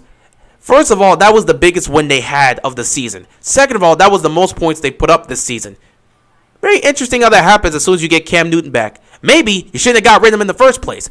If you were going to get rid of Cam Newton, you should have had a plan. I said it a couple years back. When they got rid of Cam Newton, I said, okay, don't do this unless you have a plan. Do you have somebody that's going to come in and be your next future guy? Did you draft somebody that you trust? Do you have a plan? Carolina clearly didn't have a plan. And guess what? Due to not having that plan, they have accomplished nothing over the last 2 seasons. They're no better off now than they were when they lost them 2 years ago. Like, what has really changed or improved for the Panthers? What have they accomplished since they got rid of Cam Newton that first time? Nothing. And now he's back. So why did you get rid of him? You could have kept him. Yes, he was going through those injuries, but you could have kept him through those ups and downs towards the end of his career, focus on finding somebody to draft and put him there. And so by the time Cam Newton's career was over, you had this young guy you were developing. Why didn't you do anything with that? My goodness. But yeah, the Panthers destroying the Cardinals shocked me. Washington, biggest surprise. Washington beating Tampa Bay. Did not see that coming. Did not see that coming at all. Patriots destroying the Browns. That's another game I didn't see that coming. Detroit and Pittsburgh tying. Did not see that coming. It's just a lot of stuff that I just did not see coming. Unlike the Bills, the Patriots haven't had a cupcake schedule. Yeah, they face off against some tough people. At this point, every game is a must-win. Realistically, Ravens can only afford to drop one game. Yeah, they have to play well. Melvin Ingram's making a big difference out there. Yeah, he's playing well tonight. What's your Super Bowl picks? Coming out of the NFC, I have the Rams, but coming out of the AFC, I don't know. I would pick the Titans if they had Derrick Henry, but I'm not fully sure yet. But again, I guess right now I would have to pick between the Bills and the Titans. But the Patriots right now, the Patriots are actually, I don't even know if I can pick the Bills right now because they haven't gone against tough competition. Then again, you play who's in front of you. They are a solid team all around, but I got to see them go up against a tough competition. I don't know. Bills, Titans, Patriots are really starting to earn my trust. But we'll see. But But yeah, I'm not exactly sure right now. I would probably say Bills, Rams, or Titans, Rams. Because we talked about this yesterday. Titans, Rams will be an interesting Super Bowl matchup. Has my team, the Tennessee Titans, done enough to earn your trust? They're on the way, man. They are definitely on the way. 1st and 10. Carr throws. Knocked away. 2nd down. They're on the way. If they keep playing like this, they would definitely prove themselves. I just need to see them continue to be more consistent. They've won 2 games without Derrick Henry. Keep it up. But again, I told you, I don't make these decisions about teams until like week 16. Sorry, week 15, week 16. That's when I make my decision. I don't make my decision in like week 10 because everything can go wrong. With the way they are right now, what are they? 8-2? They could be 8-2 right now and still blow it and all of a sudden miss the playoffs. It's happened historically to many teams. So I don't make those type of decisions in week 10. I will wait until week 15 or 16, see where the Titans stand, see how they perform down the stretch without Derrick Henry, and then I'll make my assessment. 3rd down and 3, Carr fires, incomplete. Defense making a stop. They're going to go 3 and out here. I think not the order, but the teams making, in my opinion, the AFC. Only Titans, Bills, Chiefs, Patriots, Ravens, Raiders, Steelers. I think that's a fair case right there. It's either going to be the Raiders or the Chargers. Wait, what were my picks? I picked the Chiefs to make it. I said the Chiefs, the Bills, the Titans. Damn. The Chiefs, the Bills, the Ravens, the Titans, the Chargers, the Browns, and the Colts, I think. I don't remember my whole picks. I would have to go back to that video when I made it. Ravens need to sign Fonte Jackson in the offseason. Let's see if they do anything. Oh, we got a man over here. CD Lamb. What's going on, man? Wow, the Chiefs are doing good in the first half. Yeah, they're playing well. They're playing well and doing stuff. Like, they're playing well. But yeah, with Tennessee, it's just that offense. I want to see that offense continue to be more consistent. But I don't make my opinions or picks on certain teams in week 10. I don't even assess my own team as a team that's going to make the playoffs yet in week 10. You have to, week 15 is like starting around week 14, week 15, going into week 16. Around that range, I start making my assessments about what teams are. But I can't make it in week 10. That's too early. And especially in a season like this where everything's been unpredictable, cannot declare everything. Because everything can look nice now, and then boom, everything changes.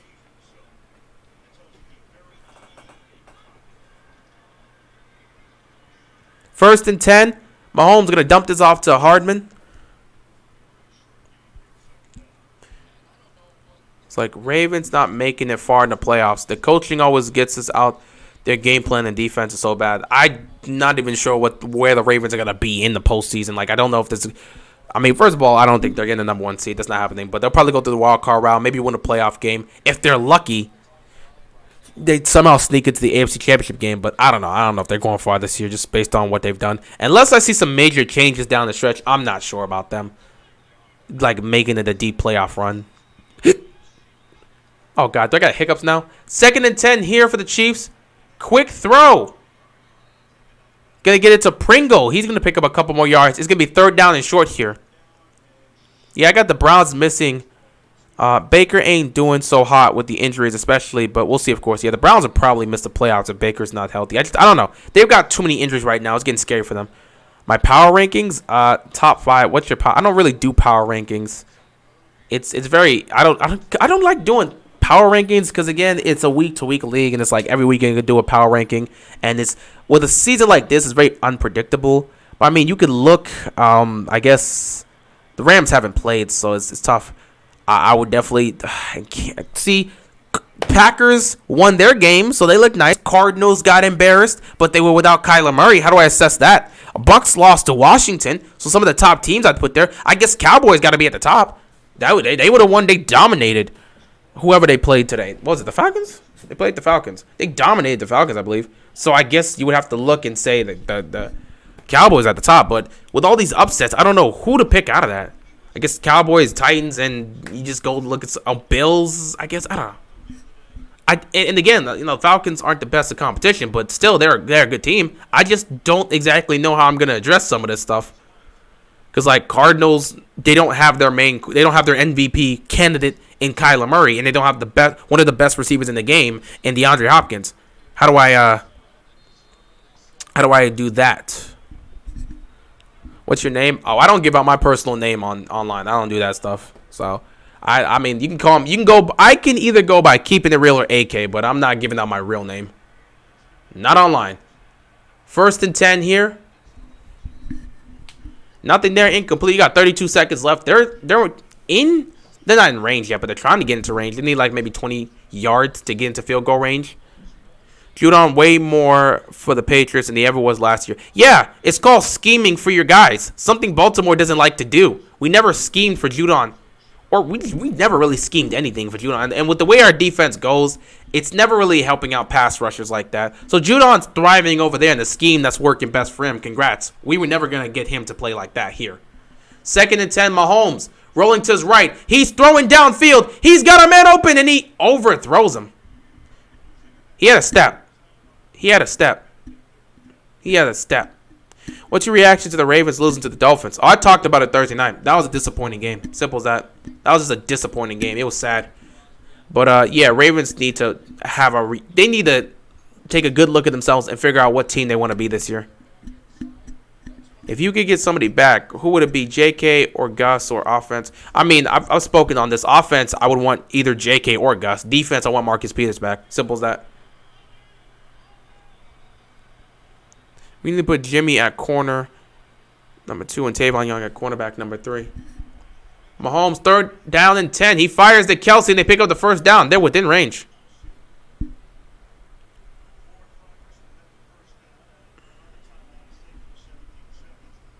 Are the Ravens inspirational? Your new username is AK.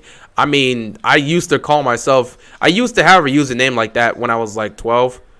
Actually, no, I was like 14. I remember having a username like AK47 in representative of Super Bowl 47, but I lost that username, so I don't even use that anymore. I have multiple usernames, but I used to have like AK47 as like my email address. So I've used that name, so it's not a new name for me. I've used AK47 back in the day, so can't use that again. I'm not bringing that back. I was like 8 years ago. I think it's almost impossible to do a power rankings as far as this season is concerned, especially in the AFC. Yeah, because I don't know who to pick up. It's just been weird. It's really just been weird. Should the Ravens have a mutiny like in 2012? That's up to Harbaugh, because he called the mutiny in the first place. And again, if he feels that the team needs it, sure. But again, it's up to Harbaugh to make that call. They need to bench Anthony Averett, put Jimmy at cornerback number 2 spot, and Tavon in the slot. Good luck with that. They love Anthony Averett. 1st and 10, they're going to dump it over the middle. Got 10 seconds left. They may let this run and then kick a field goal here. Yeah, they're going to let this run, kick the field goal here, and see if they can go into halftime 20-7. What happened to the 2019 Ravens? They choked in the playoffs. Simple as that. What is your Super Bowl prediction? Mine is Raiders and Saints. I mean, I have either Bills and Rams or Titans and Rams right now. Anthony Averett is a joke. EDC made a stupid trade by getting rid of Sean Wade. I mean, again, Averett's made some great plays this season. He's had his moments. I'm not going to sit there and say he's a joke. He's had his moments. He's had plenty of moments where he's played well, but he's also had plenty of moments where he's played bad. So simple as that. Marlon Humphrey's having one of his worst seasons throughout 10 games. Yeah, he has not played well. 46-yard field goal here.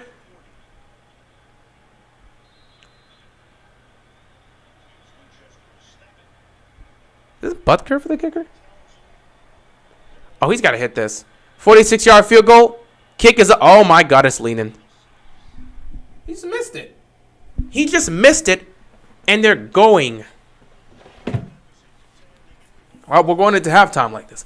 Well, the Kansas City Chiefs are up 17-7 going into halftime. The Raiders will receive the kickoff coming out of the locker room for the second half. We'll see what happens there. I will see you guys in the second half as usual because I always got things to take care of. But, yeah, Chiefs have played a great first half. One of the best first halves they've played of the season. Can they keep up this momentum? Or will the Raiders fight back? The Raiders have been a second half team for much of this season, so we'll see what happens. They do get ball first, so maybe they come out of the locker room and make it a 3-point game. For AFC, I got either Titans or Bills. NFC is either Cardinals or Rams. Same for me. Well, I mean, I got Packers there, but who knows? Well, Packers or Rams, but we'll see what happens. But, yeah, I will see you guys in the second half.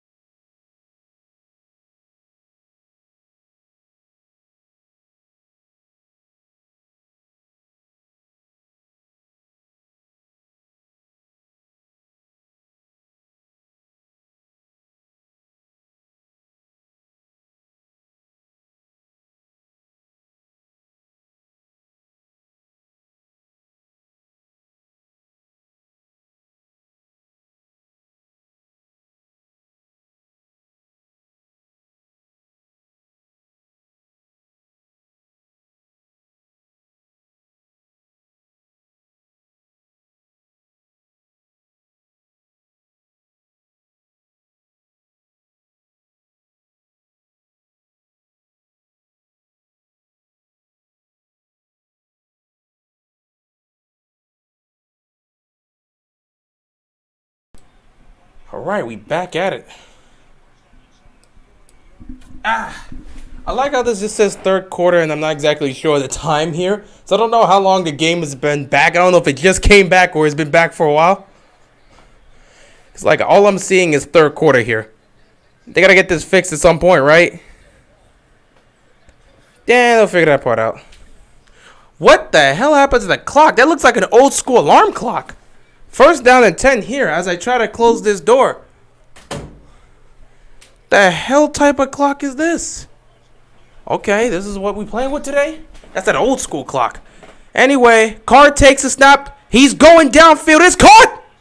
And it's a touchdown! Edwards getting the touchdown. And the Rams come out. Wow. And the Raiders come out and strike first. I love when I make mistakes. Hey, I'm human. But the Raiders come out and strike first. Like I said before we went into halftime, the Raiders are a second half team.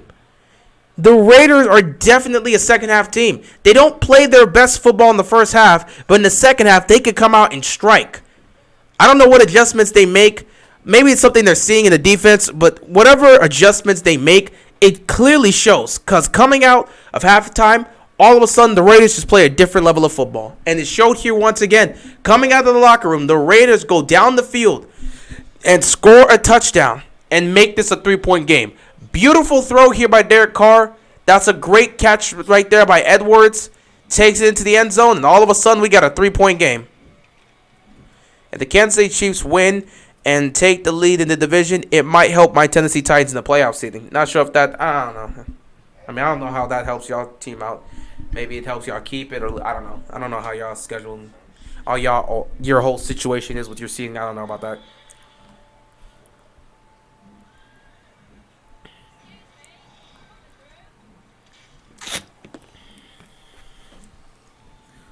What's going on with NBC? I have no clue. You think Trevor Lawrence is a bust? No, I don't call rookies busts. We beat them, so we have the tiebreak. Oh, okay. I don't know who messed up the play clock here. But, they'll get it together during this commercial break. Somebody done messed up there. That play clock was looking nasty. Seriously, okay, it didn't seem to miss much. This was still the initial drive for the Raiders. They went down the field and scored. Okay.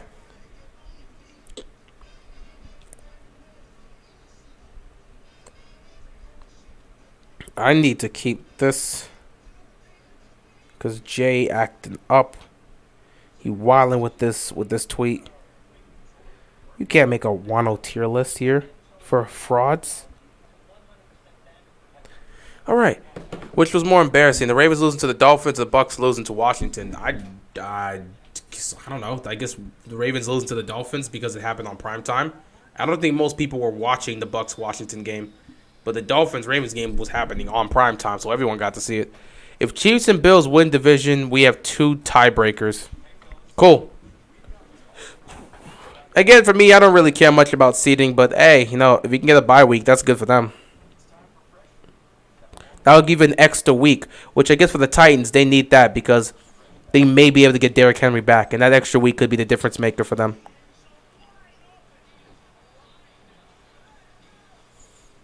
Okay, Raiders come out the locker room, and they strike. So now let's see what Kansas City will say. Ravens aren't good on the road this year. Well, 2 of their losses so far this season have been on the road. What are your thoughts on the Patriots smashing the Browns? The Patriots are a playoff contending team right now. They're playing great football. They've been consistent. And everyone else in the AFC needs to watch out for them because they have been slowly rising and they're damn near here.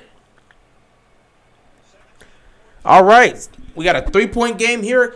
The Chiefs will get the ball back. And we'll see what Mahomes and the offense can do here.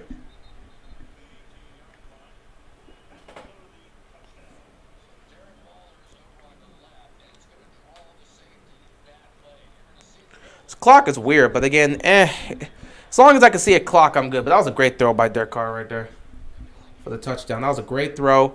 Nice route by Edwards.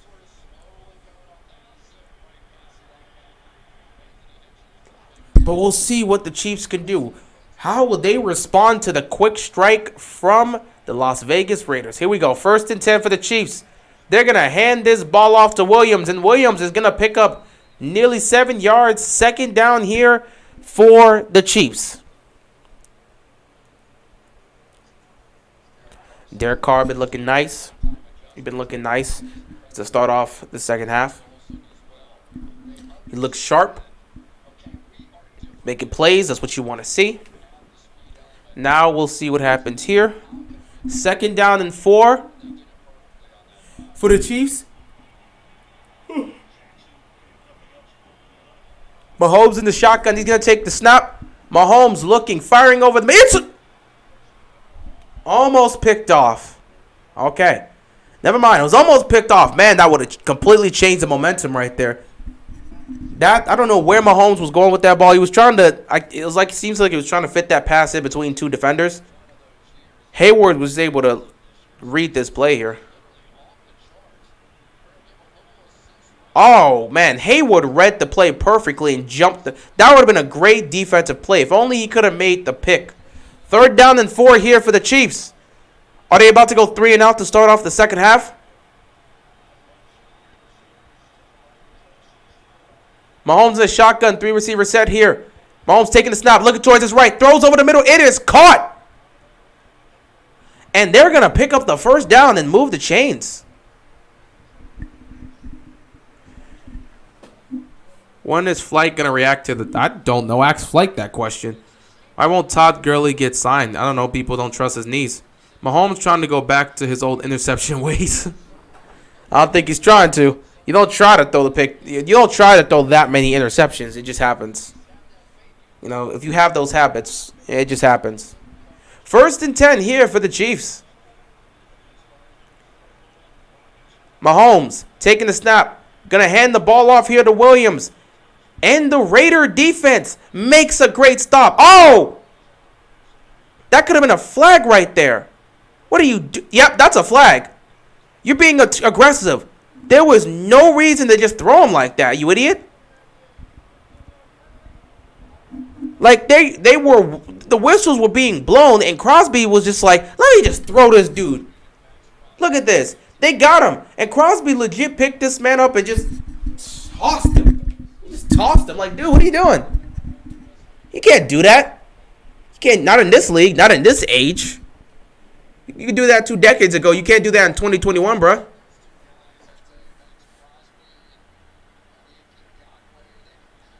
World Curl and Nassib, though? I don't know. Do the Ravens need Nick Boyle badly? Well, he would help with the blocking, so I guess. So now you're just gifting yards to them. 1st and 10 here for the Chiefs. They're already in Raiders territory. Mahomes, quick throw here to Williams. Williams has all that empty space. He's going to pick up the 1st down and more. And now they're at the cusp of field goal range. Bad penalty right there. Bad penalty. You made the stop behind the line and you wanted to get a bit over aggressive. And look at you now. 1st and 10 here for the Chiefs.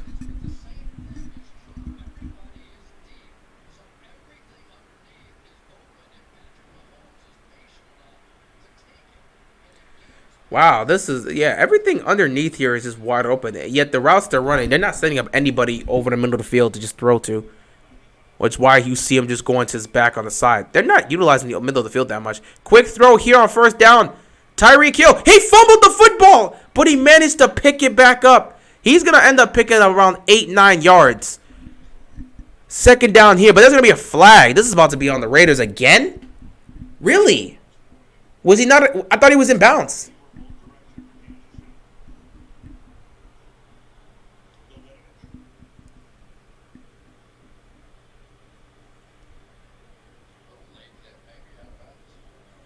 Late hit? Offsides on the defense. Wow. Offsides on the defense. If you could meet a Raven, who would it be? Ray Lewis or Lamar? I mean, it'd be nice to meet Lamar. It'd be nice to meet Ray Lewis. I guess Lamar, because he's active right now. Then again, Ray Lewis would probably, not to mention, I don't even know if Ray Lewis is in Baltimore right now. I'd have a better chance running into Lamar here than running into Ray Lewis. So I guess Ray Lewis. 2nd and 2 here.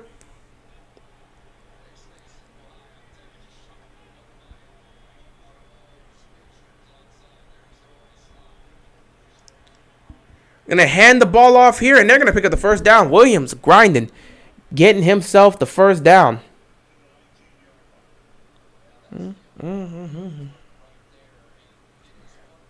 First and 10 here for the Kansas City Chiefs.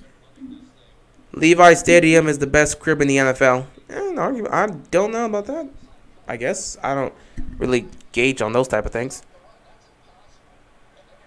But the Chiefs are moving, man. They're in range. They're in range. They're in range. First and 10 here. Well, they're not even in the field goal range. They're in the red zone. They have a chance to score here. First and 10. Mahomes is going to take the snap. He's looking towards his right. He's going to fire downfield. It's not there. He was going for McKinnon. Incomplete. Second down here for the Chiefs.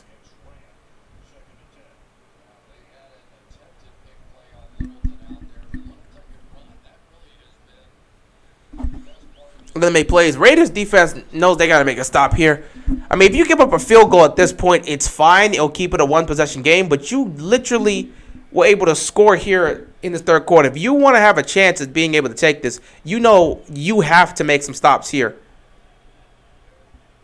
Cannot believe this defense is giving up all these yards on these penalties. Just dumb decisions. Second and 10. Mahomes takes the snap. He looks. He fires. It is caught by Tyreek Hill, who keeps his feet and picks up the first down. First and goal here for the Chiefs. Do the Ravens have the worst pass defense in the league? I believe they're 31st. They might be last now. I don't know. But, I mean, they were 31st last time I checked. It's kind of annoying how people claim that the 2012 season was rigged for Baltimore to win the Super Bowl since Lewis was retiring. I don't know. They can say whatever they want. I know there are people that said 2015 was rigged because it was Peyton Manning's last ride. I don't really care. Mahomes tonight has been nice. You know, a couple touchdown passes here. 24-34 passing. Looking nice. First and goal here. Play action. Oh, dodges one of the guys. He throws. He dodges one of the defenders and throws. Incomplete. Second and goal here for the Chiefs. I guess Thursday showed that Bateman is a true wide receiver one for the future. I don't know. Maybe. It's up to the Ravens about that. I don't have no clue. Right now, Kansas City's looking to put these points up. Raiders know they gotta make a stop. I mean, you got the ball back to start the half, went downfield, scored a touchdown. Giving up another touchdown here would just hurt you guys. Second and goal, quick throw. That pass was behind them. That pass was behind them.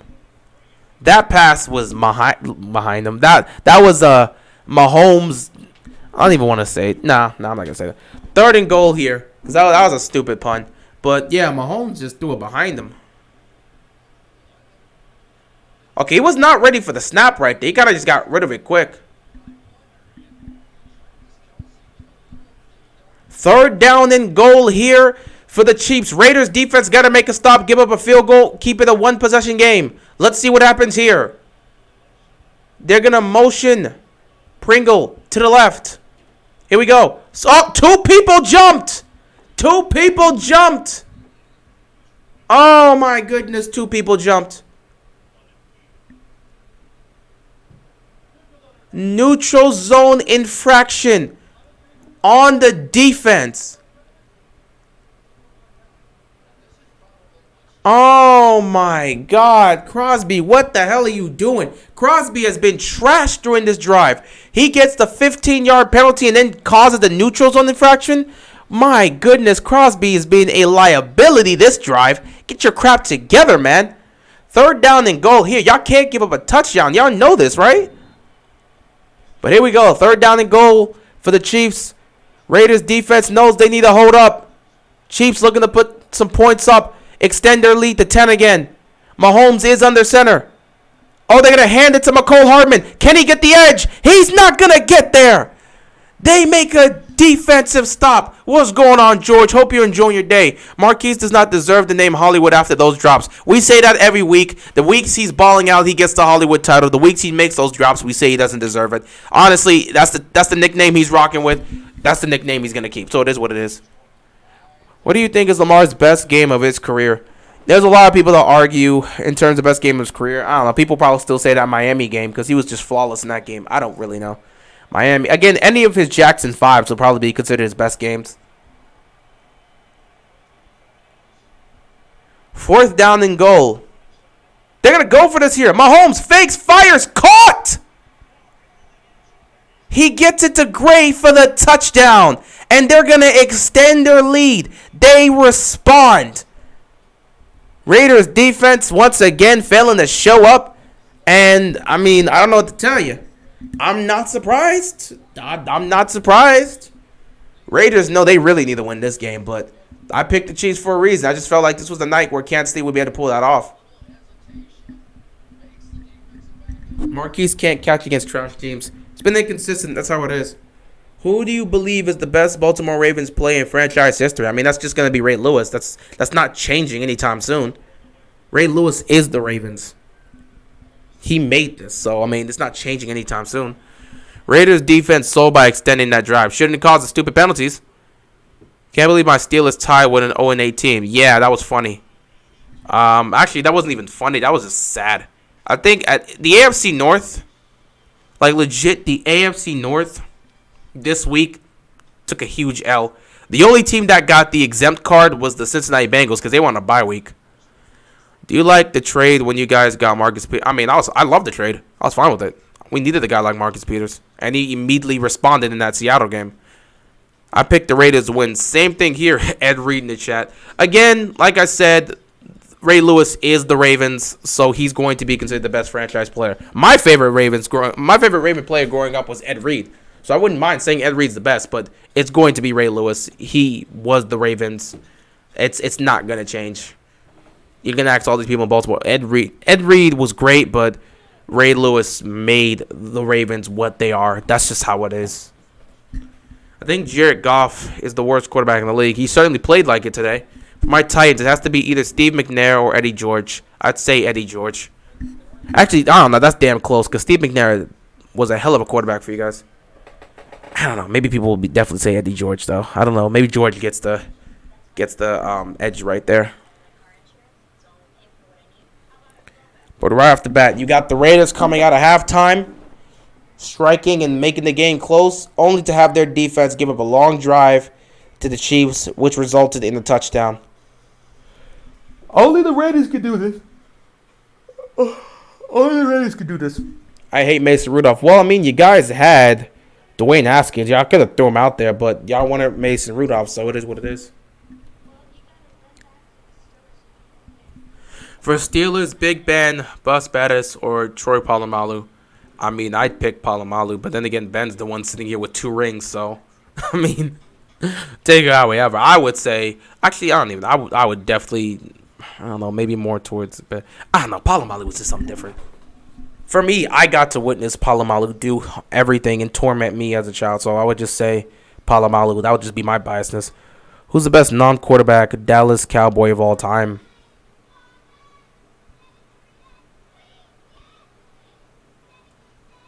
He said non-quarterback. I mean, like, am I not supposed to just say guys like Emmitt Smith and Michael Irving? Am I not supposed to add those guys in? I mean, we know those would probably be the the two most guys I'll be brought up if you're saying non-quarterbacks. They're talking about non-quarterbacks for the Cowboys all time. The 2 people you're going to bring up is Emmitt Smith and Michael Irving. And then you just move on. So you're picking one of those 2. That's just it.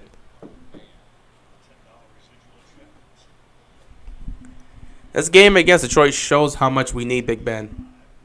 True. Which game was it last year where you were impressed with J.K. and thought he should start over Ingram? Pretty sure it was week 2 or week 3. I don't remember the game. Was it against Cleveland? No. It was early on in the season where I was like, yeah, we got to make this dude start. I think it was like 3 or 4 weeks into the season. I don't remember which game it was, though. I mean, that would require me having to go back and watch my own videos, which I'm not going to do. Well, the Broncos were embarrassed today. What's going on, Shocking? Yeah, they were embarrassed today. Picked you guys, and you guys disappointed me. Thanks for that. Des Bryant is exactly like DeMarcus Cousins. It's unfortunate. Deion Sanders on the Cowboys. You can make that argument, too. But, again, I don't think you're going to put Deion Sanders on the Cowboys over Michael Irving or Emmitt Smith. He's going to be in the conversation, but you can't. Michael Irving or Emmitt Smith, it's just not going to happen, man. You can't put him over either one of those guys. Who's your top 5 non-quarterback NFL players all time? I don't really know about my non-NFL quarterback players. Again, I would have Ed Reed in the mix. I would have who was my favorite back growing up? I mean, besides definitely had to be Adrian Peterson, and I can't even mention quarterbacks. Again, the 2 people I know that's for sure on my list is Ed Reed and oh, he's okay. Yeah, my 2 most players on my list would be Ed Reed and Larry Fitzgerald. So I know those 2 definitely would be there for the most part. Other than that, I have no clue. I mean, I could probably put Ray Lewis in, Deion Sanders because he's prime time, and who else would I want to put? Because Julio maybe. But this is just me. I don't really have a ranking. I'll just say 5 players all time. If I'm picking from non-quarterbacks, it would just be 5 players. Either I'm putting Julio or I'm putting Megatron. I need a receiver. I already have one with Larry Fitzgerald. I'm gonna take 2 receivers. I could take Larry Fitzgerald, and it's either gonna be Julio Jones or it's gonna be Megatron. So one of the 2. So Julio Jones or Megatron. Then you got Larry Fitzgerald's my receivers. Then I would take Ed Reed, probably Ed Reed and Deion Sanders, and then Ray Lewis, I guess. 2nd and 9, throw over the middle, it's caught. First down. Lawrence Taylor. Yeah, I mean, LT was definitely there, but I mean, I didn't get to really see him play, so. At least we didn't lose to the Dolphins. Yeah, but I mean, everyone embarrassed themselves this week. Y'all damn near lost to Detroit.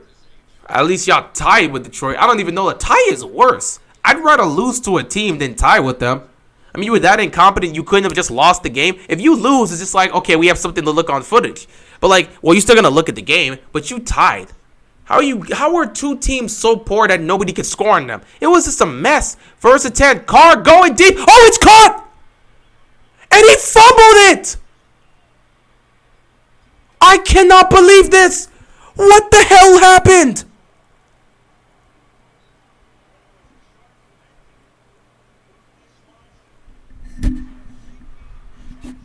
Deshaun Jackson, who was recently signed as a Raider, catches up. He makes a big play, catches the ball. He's inside the red zone and gets the ball knocked out of his hands. Kansas City has possession. What the hell was that, Deshaun? Oh, my God. I thought when I saw that play, when I saw he made that catch, I thought he was going for the touchdown. And then immediately he gets that ball knocked out of his hands. The hell was he doing? Oh, that was disgusting. Oh, that was disgusting. Oh, that was disgusting. I'd take Julio Jones over Megatron. I would have to disagree with that. I mean, Megatron was just something different. I'm serious. He was just something different. Julio Jones is a monster. But Megatron, I'm not joking. I watched these guys all play. Megatron was just something different. Honestly, he probably would have been even better if he wasn't playing in Detroit. Oh, my God. Oh, I couldn't even. Megatron was just built different. Julio was also built different, but Megatron was just something different. I mean, that guy. Didn't he have a 300-yard game? He was just something different, man. He was just something different. But my God, Deshaun Jackson. I wouldn't overreact over the Ravens game. A lot of good teams have lost easy matchups. Yeah, it happens.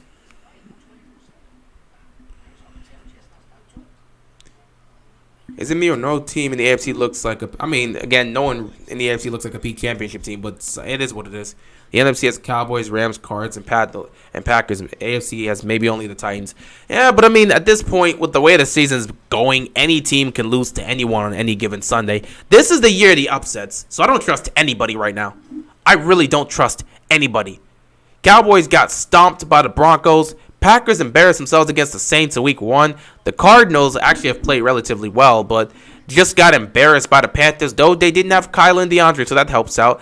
The Rams got disposed of by the Titans. I don't trust any team right now. It's the year of the upsets. I honestly believe if you get the number 1 seed, you're not going to the Super Bowl. You're going to get upset at just because that's how the flow of the season feels like. I remember the NFL when AP and Calvin Johnson were going crazy. Yeah, it was a great time. Adrian Peterson just being a monster, and then Megatron just being just that guy, man. Like, I'm not even joking. Megatron, oh my God. Probably the Bills game in the playoffs.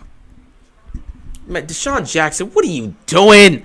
How do you fumble the football? You might have just cost him the game, but Mahomes goes down the field and score. Game over. You're down 17. You're not coming back from that. You better pray this defense can make a stop here. What is Deshaun Jackson doing? You just came to the team. You make a big play and you can't hold on to the football? My God, man. 1st and 10 here. Mahomes, quick throw over the middle, has caught the Tyreek Hill. Oh, they're already moving. They're already moving. Lamar's worst game last year was the playoff game where he scored 3 points. Yeah, that was the worst game the Ravens played all season. Pittsburgh needs Big Ben. Whoever said Bench Ben is saying we need Big Ben. I mean, you know you need Big Ben. 2015 season was a valid season. I did not. The 2015 season sucked for me, so I don't care about that season. I mean, that was where I had any hope I had of Ryan Fitzpatrick ended in 2015. Not only that, but like I did like the Broncos' last ride. But Steelers should have missed the playoffs, but freaking Ryan Fitzpatrick couldn't do the simplest thing and just win a football game, so screw that. Favorite moment of the 2015 season was our freaking injury-riddled backup team. Our injury-riddled backup team somehow beating the Pittsburgh Steelers. I don't know if it was on Christmas. It was, what was it, Christmas Eve or Christmas Day? It was in 2015. It was around Christmas, and that injury-riddled Ravens team somehow beat the Steelers, who are still fighting for a playoff spot. Losing that game honestly almost ended their season. And had the Jets just done the simplest thing and win a game against a terrible Bills team, Pittsburgh wouldn't have made the playoffs in 2015. So yeah, as a Ravens fan, my favorite game would have to be that. Other than that, it was just fantastic watching Cam Newton do what he does. Like, Cam Newton balling out that entire season was something special.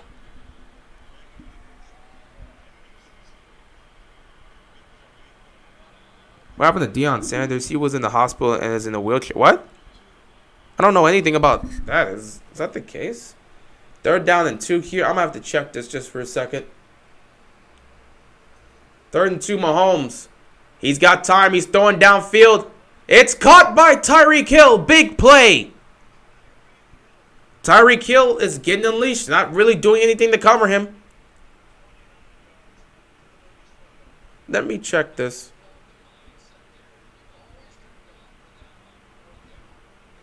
I don't know what you're talking about here. Yeah, Cam was my favorite player behind OBJ that year. It was nice. Do you like the pick? Did you like the pick when Ravens drafted Hollywood? I mean, again, I wanted a more big physical receiver, but Hollywood, I saw his highlights. I was like, he's a speedster. You know, we could use a speedster, but I'd rather have a physical receiver. But I'm not against the speedster. And I was like, okay, Hollywood's going to be a good fit. And then I found out him and Lamar knew each other growing up, and I'm like, oh, he's going to be a great fit here because him and Lamar are already going to have that chemistry. So I was fine with the pick. Holding on the offense. Chargers are sad. Yeah, they're going out sad. It felt so good to see Cam in white and blue. It was nice to watch Cam play with the Panthers again. They should have never got rid of him. They didn't have a plan, but they decided to get rid of him, and they've accomplished nothing since Cam Newton left. Now he's back. So, congratulations on getting rid of him for those 2 years. You didn't accomplish anything. What was the goal for them? What was the plan? You didn't have anything planned. You just wanted to get rid of Cam Newton, right? You wanted to clean house and start fresh. What was the game plan? You didn't even scheme anything. What? Oh, my God. They had no plan. This Panthers organization is a mess. 1st and 20 here. Mahomes just going to dump it off to Williams. He's going to pick up a couple yards. 2nd down.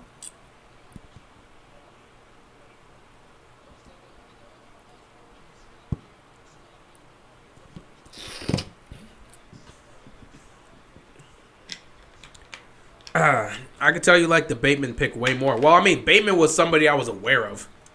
I wasn't aware of Hollywood because I wasn't watching Oklahoma play. Bateman was somebody I was aware of. And months leading up to the draft, I saw this man's footage. I saw what he could do, and I'm like, this is a guy Baltimore can get. And if we can get him here, he can be something special. So Bateman was a pick I've been focusing on for months. Hollywood, I knew little to nothing of him prior to the draft. So, yeah. 2nd and 7.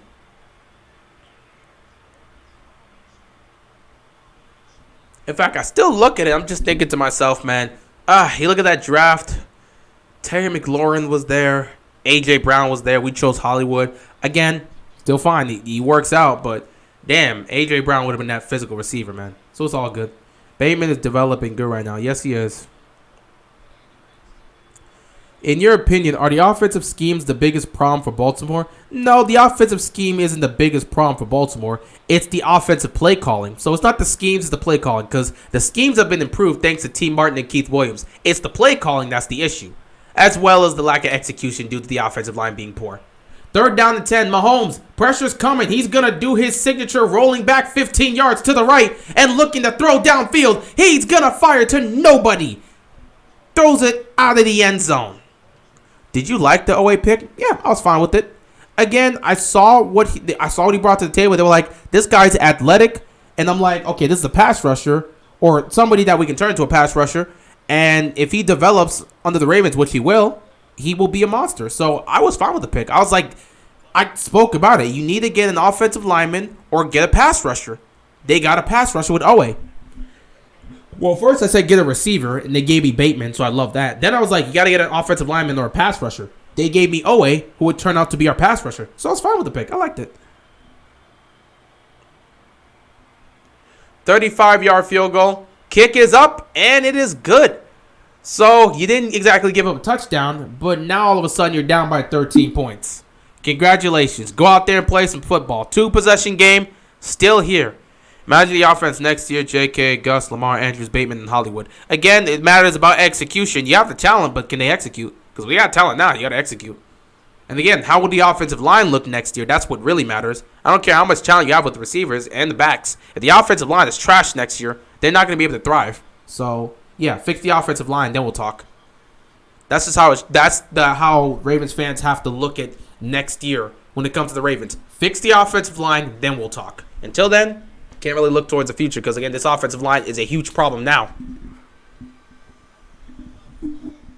But, yeah, the play calling is the hardest, is the most problematic part of the Ravens offense right now. The play calling is the biggest issue for Baltimore right now. I remember praying they drafted A.J. Brown, and we got Hollywood. I was so blown when they drafted Boykin. Oh, my God. Yeah, over Metcalf. Oh, yeah, DK Metcalf was there. We could have got Metcalf, and we chose to get Boykin. Yeah, that didn't work out. I mean, I wouldn't say 100%. You don't know what the Ravens draft. You don't know what the Ravens draft plans are. I can't say we're 100% drafting offensive linemen. I believe we are, but I'm not going to say 100%. I don't know what the Ravens are doing. Thought we were going to draft a bunch of offensive linemen this year. There were moments when we thought they were going to draft certain people, and they just didn't. But I assumed they would. I mean, look at the state of the offensive line. So you have to assume that. But again, show me it. I don't need to be like, oh, well, I'm just going to assume. No, show me it. I'm a show, don't tell type of person. Don't tell me something. Show me it.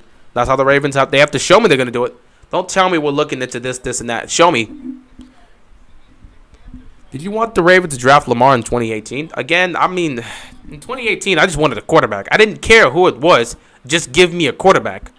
And again, back then, I wasn't really looking at draft prospects, so I didn't really care. I was like, just get us a quarterback. After missing the playoffs, I'm like, Ravens, Flacco's starting to really look a lot. He's starting to look like a shell of himself. We got to draft a quarterback. I didn't pick any specific quarterback. I was just like, draft a quarterback.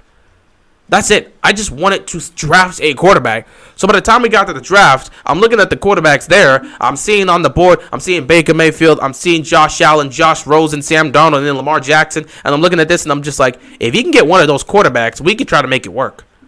I mean, the quarterback, I mean, if you want, again, for me, what kind of tipped me off that they were going for Lamar was that when they signed RG3. Because when they first brought RG3, me, my sister, my dad were like, why the hell is RG3 here as our backup? He plays nothing like Flacco. But then I thought about it, and I'm thinking to myself as we're getting close to the draft, wait, they're looking to draft a quarterback that plays completely different from Flacco. That's what tipped me off. And there was only two options to really play at that point, Josh Allen or Lamar Jackson. If one of those two were available for Baltimore, they were going to take him. Josh Allen got taken, so Lamar Jackson, no question, was going to be there. Had Lamar been taken early on and Josh would have fallen to the end of the draft, the Ravens would have taken Josh Allen. Or I would have wanted the Ravens to take Josh Allen. Because either way, they needed that mobile quarterback. They were moving towards that direction. They didn't want a stationary statue quarterback the way Flacco was. They wanted a mobile quarterback. So The two most mobile quarterbacks in the draft going into 2018 was Lamar and Josh Allen. I wanted Lamar more because he played similar to Michael Vick, and Michael Vick was one of my favorite players growing up, so I wanted Lamar more, but I was also fine with Josh Allen. Either way, you had to get a mobile quarterback. So when we drafted him, I was like, okay. When we drafted and picked Lamar, I was like, yeah, that's great. I'm glad we got our quarterback. Now we just got to develop him. And then I saw his highlights, and I'm like, if we ever develop this guy, he's going to be something special in the league. And I was right. The only wide receiver he's drafted that I was like on the same page was Bateman. Yeah, a lot of us were because he looks in plays like a number one receiver. 2nd and 7 here. Play action. Carr. He's running for his life. Rolling to his right. He's just going to have to throw it out of bounds. 3rd down here. Ravens wasted Ben Mason pick. Hey, they thought it would work out. Didn't work out.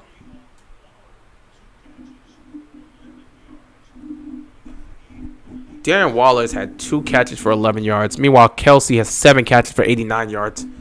I don't know what to tell you, man. 3rd down and 7 here.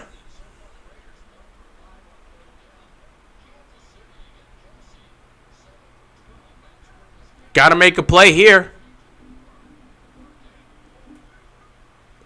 Carr's going to take the snap. He's looking. Pressure's coming. He's going to... Oh, that doesn't look good. That looks like an arm punt. That looks like an arm punt. Pick! Oh, this game is probably over. And, oh, my goodness. Derek Carr, this is a wrap. This is a wrap. That looked like an arm... It didn't even look like an arm punt. It looked like he got hit while throwing that, and all of a sudden, you know, once that ball hangs up there, it's a wrap. Oh, my goodness. Yeah, look at that. Oh, bro, yeah. He threw that while being pressured. His arm got hit while he threw it. Yeah, that's probably the game. That's probably the game. They tried, but that's probably the game. Oof. Think it would have been a problem though if they got AJ, Metcalf, and Bateman. Too many nice wide receivers hypothetically. It would have been nice. I mean, that would have been awesome if they would have had all 3 of those. RG3 would have had a long prime. If his career didn't get ruined, that rookie season was rough. First attempt, Mahomes trying to put this game away, and Kelsey dropped the ball. Peace out, man. When was the last good Sunday night game? I have no clue. Let's look at the Sunday night football games. Last one I would probably remember.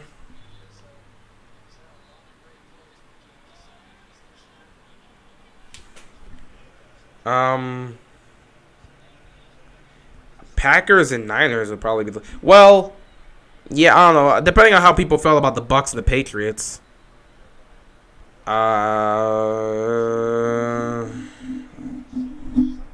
Yeah, I would say Packers, Niners.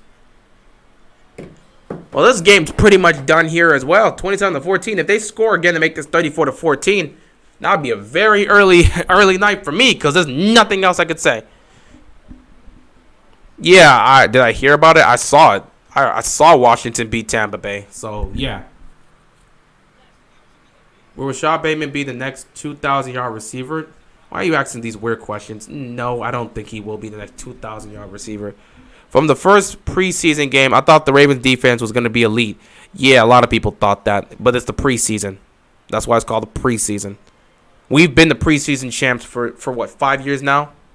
Man, Sorensen on the Chiefs has a frightening haircut. I mean, y'all wrong. You wrong for that, Alex. Don't come out to the man's hairline while he's trying to play. You can't be roasting somebody's hairline while they're on the football field. People have already been roasting Sorensen for how poorly he's played. Don't roast his hairline, too. But yeah, this looking bad for the Raiders. Well, but the way they're playing right now, it looks like it took a while. But, it took a while. But it's looking like Kansas City is about to be back on top in the AFC West. You know, they had them down. People really thought they were going to miss the playoffs. And with the way things are going right now, it's just like, what is this random crap from Fox Sports? Man, my team lose. I ain't gonna feel like that. But Ravens forced this. The Chiefs are definitely looking to be back on top in their division. Ravens forced the same amount of turnovers in the first preseason game than they had the whole season. Yeah, I mean it's the preseason, so. I only asked because I expected you to recap that game even without going live. Oh, I'm gonna talk about it. I got several things I gotta talk about tomorrow. I've been busy today with other stuff, but I'm gonna talk about it. I do gotta talk about that game briefly. I'm not gonna have too many things to say about that Washington game, but I do have a couple things I want to talk about tomorrow about some certain teams. So you'll probably be seeing the video about that tomorrow about Washington beating them. That'll be a quick one though. It'll probably be like maybe 2-3 minutes. I don't think there's much I have to say about that, but if there's anything I will add to that, it'll be the case. But there's nothing I have to say about that other than being shocked that Washington won that game, giving them credit, and then being absolutely disappointed and decimated with the fact that Chase Young tore his ACL. Other than that, there's not much I have to say about that game.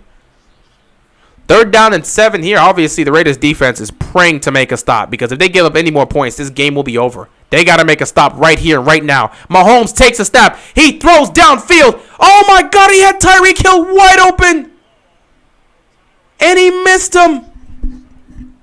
He missed him. Oh, my God. He had Tyreek Hill streaking down the sideline. If Mahomes hits him in stride, that's a touchdown. Oh, he just missed him. That was a bad throw by Mahomes. He just missed him. He just missed him. Oh, Mahomes, he just missed him. That's a touchdown right there. Oh, they threw a fake punt. Oh, my God. They had a fake punt. Oh, my. Raiders, it's done. Let's call this. Raiders, you're screwed. You're screwed. You got caught with a fake punt. It's over, bro. Take the L out of love it. It's over, brother. This is a wrap. Yo, this is a wrap.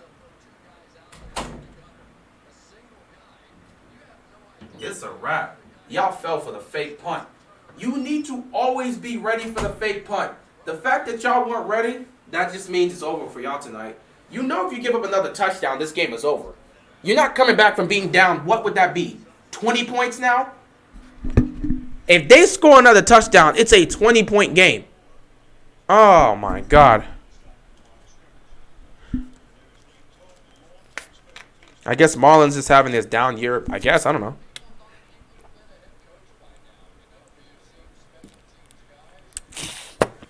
Bills and Titans for Game of the Year. It's a candidate. We've had a lot of Game of the Year candidates. Wouldn't say that's the Game of the Year, but it's definitely a candidate because it's very difficult. A lot of great games happened. 2nd 11. Mahomes firing deep. If this is a touchdown, it's over. Oh, he can't catch. Oh, these defenders can't catch. You needed that pick. Catch the football, man. Now, that one was tough. He got hit. His own teammate hit him, man. It was right there, man, between. You got to pick that. Oh, man, you got to pick. You had 2 chances. You got to make that play. Oh, you got to make that play. You got to make that play. You got to make that play. Do you think Lamar can be like Braun and carry us to the bowl? This is not the NBA, so no. I mean, for as much as you guys like to treat this like the NBA, you understand the NBA and the NFL are 2 different things. I don't care how great a quarterback is. If his defense doesn't show up, he's going to lose. If his offensive line doesn't protect him, he's going to lose. In the NBA, a superstar just needs to show up themselves. They could drop 50 and carry a team. This is 2 different games. 3rd down and 11. Mahomes buying time. He's going to throw downfield. He has a man open. It's caught. Oh, my God. Touchdown. Williams. This game is over. This game is over. Oh, my God. What a play by Mahomes and what a catch by Williams. This game is over. The Raiders have officially lost this game. What the hell just happened? They streaked Williams straight down the side. He was open. He was open in the flat, and he just took off. And Mahomes found him. Oh, man, the defender took a terrible angle. He took a terrible angle. He could have picked that up. He could have picked that. He could have picked that. He took a terrible angle on that. Oh, my God, he could have made a play on that. That should have been a pick if the defender is better. Oh, my God. The game's over.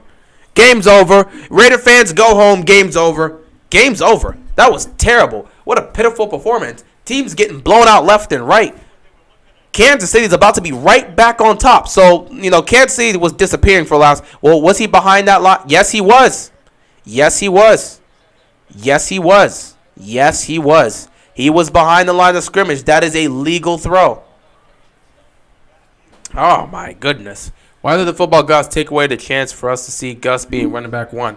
I don't know. Go ask the football gods. They've screwed over a lot of people. NBA, you can play on offense and defense. In NFL, you can play one person. That's what I was talking about. Okay, yeah. Thanks for that, George. But yeah, NBA. No, bro. You can't do that. I love these quarterbacks, but they can only control so much. In the NBA, if you're a superstar, you can literally carry a team. If Damian Lillard needs to win a playoff game, he can go out there. Well, he dropped 55 in that game and they still lost. But if he drops 55, 60 points in a playoff game and they win, he carried them. He played on both sides of the ball. Played offense and defense, man. He made some stops here, maybe had a couple steals, and then went out there and dropped 7 3-pointers or something like that. NBA players have more control over the game than NFL players. So NBA superstars have more impact on the game than NFL superstars. I don't care how great of a quarterback you are. You don't play defense. You don't play special teams. You don't block. You don't catch the football. You have to have other guys do your job for you. You can't just carry a team by yourself. In the NBA, you can. In the NFL, not. So, no, Lamar cannot be like Braun and carry us to the Super Bowl because you can't have a quarterback carry you without somebody showing up and doing their job. For as great as Brady is, what's made the Patriots great is because they've had guys that did their job. They didn't have elite players, but they had guys that did their job. When Brady needed you to catch the football, they caught the football. When Brady needed you to make a game-winning kick, Vinatieri made those game-winning kicks. They just did their job. When the defense needed to make stops, they made stops. They just did their job. That's just how it is. There's no carrying in the NFL in terms of quarterbacks. Now, you can do everything in your power to help them win, but you still need somebody to show up and play. Football gods wanted us to lose this year. We had one of the most talented rosters. I wouldn't say that. That was a lot of... talented rosters, yeah, but saying football gods wanted us to lose, they want a lot of teams to lose right now. Cleveland had just as much talent as us, and they are putting Baker Mayfield through the torture chamber. So, yeah. Score, Matthew, honestly, the score don't matter. Kansas City's blowing out the Raiders. But if you want to know, it's 34-14, but they're blowing them out. Game between Cowboys and Chiefs could go either way. Yes, it can. If Kansas City is starting to get back in their stride, it can go either way. I'll probably pick the Cowboys in that game, but I don't know. Maybe, I don't know. Is it in Dallas? Is it in Dallas? Let me check this. If this is in Dallas, I might be inclined to pick the Cowboys. No, this is in Kansas City. Okay, I'll have to think about it throughout the week before I make my picks. Kansas City is getting their stride. You're right about that, Tay, because if it was like that, MVP teams would win each year. Pretty much.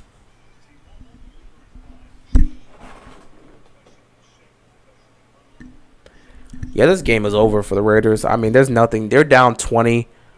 There's, 10 minutes left in the game. The Ravens' defense needs to force some turnovers. This is not a defense that's filled with players that know to force turnovers. That's why not even despair, but the hole that Marcus Peters left here is clear because Marcus Peters was the only guy we knew that could consistently create turnovers. Marlon Humphrey's not a guy that could create turnovers. Not consistently. He used to be able to punch out the ball, but now every time he focuses on that, he ends up getting burnt or just getting bullied. He's not a guy that generates picks. You saw your Heat play the Jazz? Yeah. Great game. Duncan Robinson found himself in this game, but Tyler Hero doing what he's doing and carrying, doing what he's got to do. Loved it. Hopefully Jimmy will be back soon, but we got to get him healthy. But, Ravens defense, you don't have a lot of guys here that can really generate turnovers. We don't have any ball hawks on our secondary. The only ball hawk we had was Marcus Peters, and he could get us some turnovers. So, yeah. 1st and 10 here. 20-point game. What the hell can the Raiders really do at this point? Derek Carr is just going to throw it over the middle. With 13 minutes left, this game is pretty much done, but it is what it is. I would like to see Belichick's defense against this Chiefs offense. I'd give Belichick's defense a great chance to do so.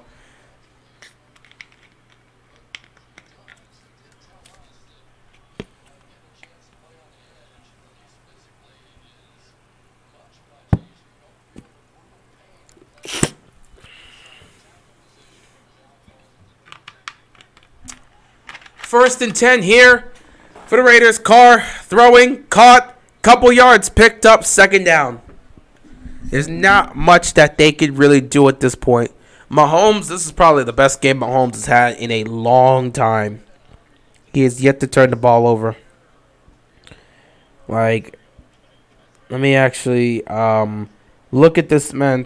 If you look at Mahomes' performance tonight, this is the Patrick Mahomes we're used to seeing. Mahomes, 32 of 47, 346 passing yards and 4 touchdowns. Mahomes is going to be the player of the week. He's probably going to be the air raid player of the week as well. But like, he's about to be the AFC player of the week. It's Mahomes. It's Mahomes being Mahomes. So prepare yourself for Mahomes being the AFC player of the week. If they keep him in, he's throwing 5 touchdowns tonight.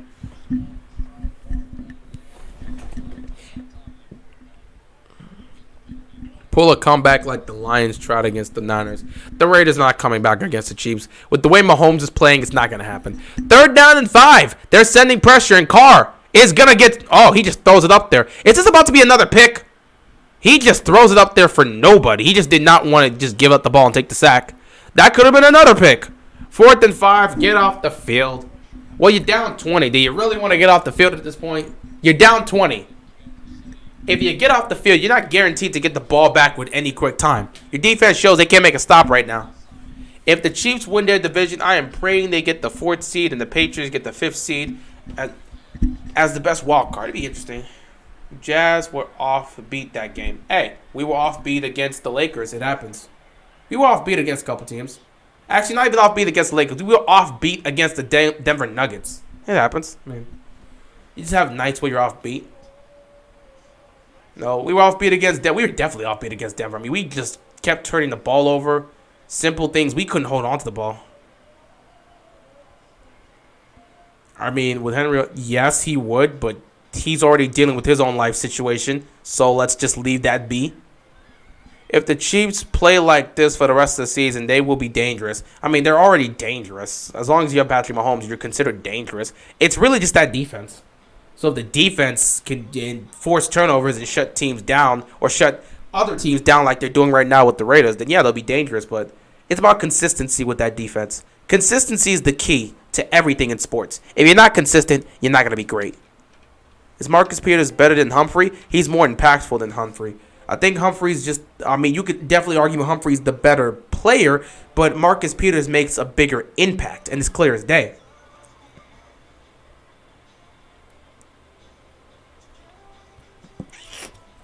The Seahawks? What's going on with the Hawks? The Seahawks? Well, Russell Wilson got back. I don't know. See, there's too many Hawks, man. You talking about the Atlanta Hawks or the Seahawks? You're talking about the Seahawks. Well, Russell Wilson just came back, so I didn't expect him to play well. Would the Super Bowl rematch between the Tennessee Titans and Los Angeles Rams get you the most excited? No. Super Bowl with my team in it would get me the most excited. Why would I get more excited for a team that's not mine in the Super Bowl? What would get me the most excited is if the Ravens are in the Super Bowl against whoever. Rams, Packers, Bucks, I don't care. What would get me the most excited is if my team's in the Super Bowl. That's number one. I wouldn't get the most excited for another team to be in the Super Bowl. As a Ravens fan, I want my team to be there. That would bring me the most excitement.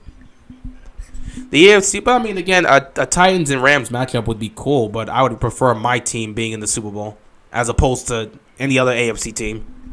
The AFC North is kind of wide open. The AFC in general is just wide open. Every division seems wide open. The Bills are not going to clinch that anytime soon because the Patriots are right behind them. The Kansas City Chiefs are getting ready to get back on top, but it's far from over there.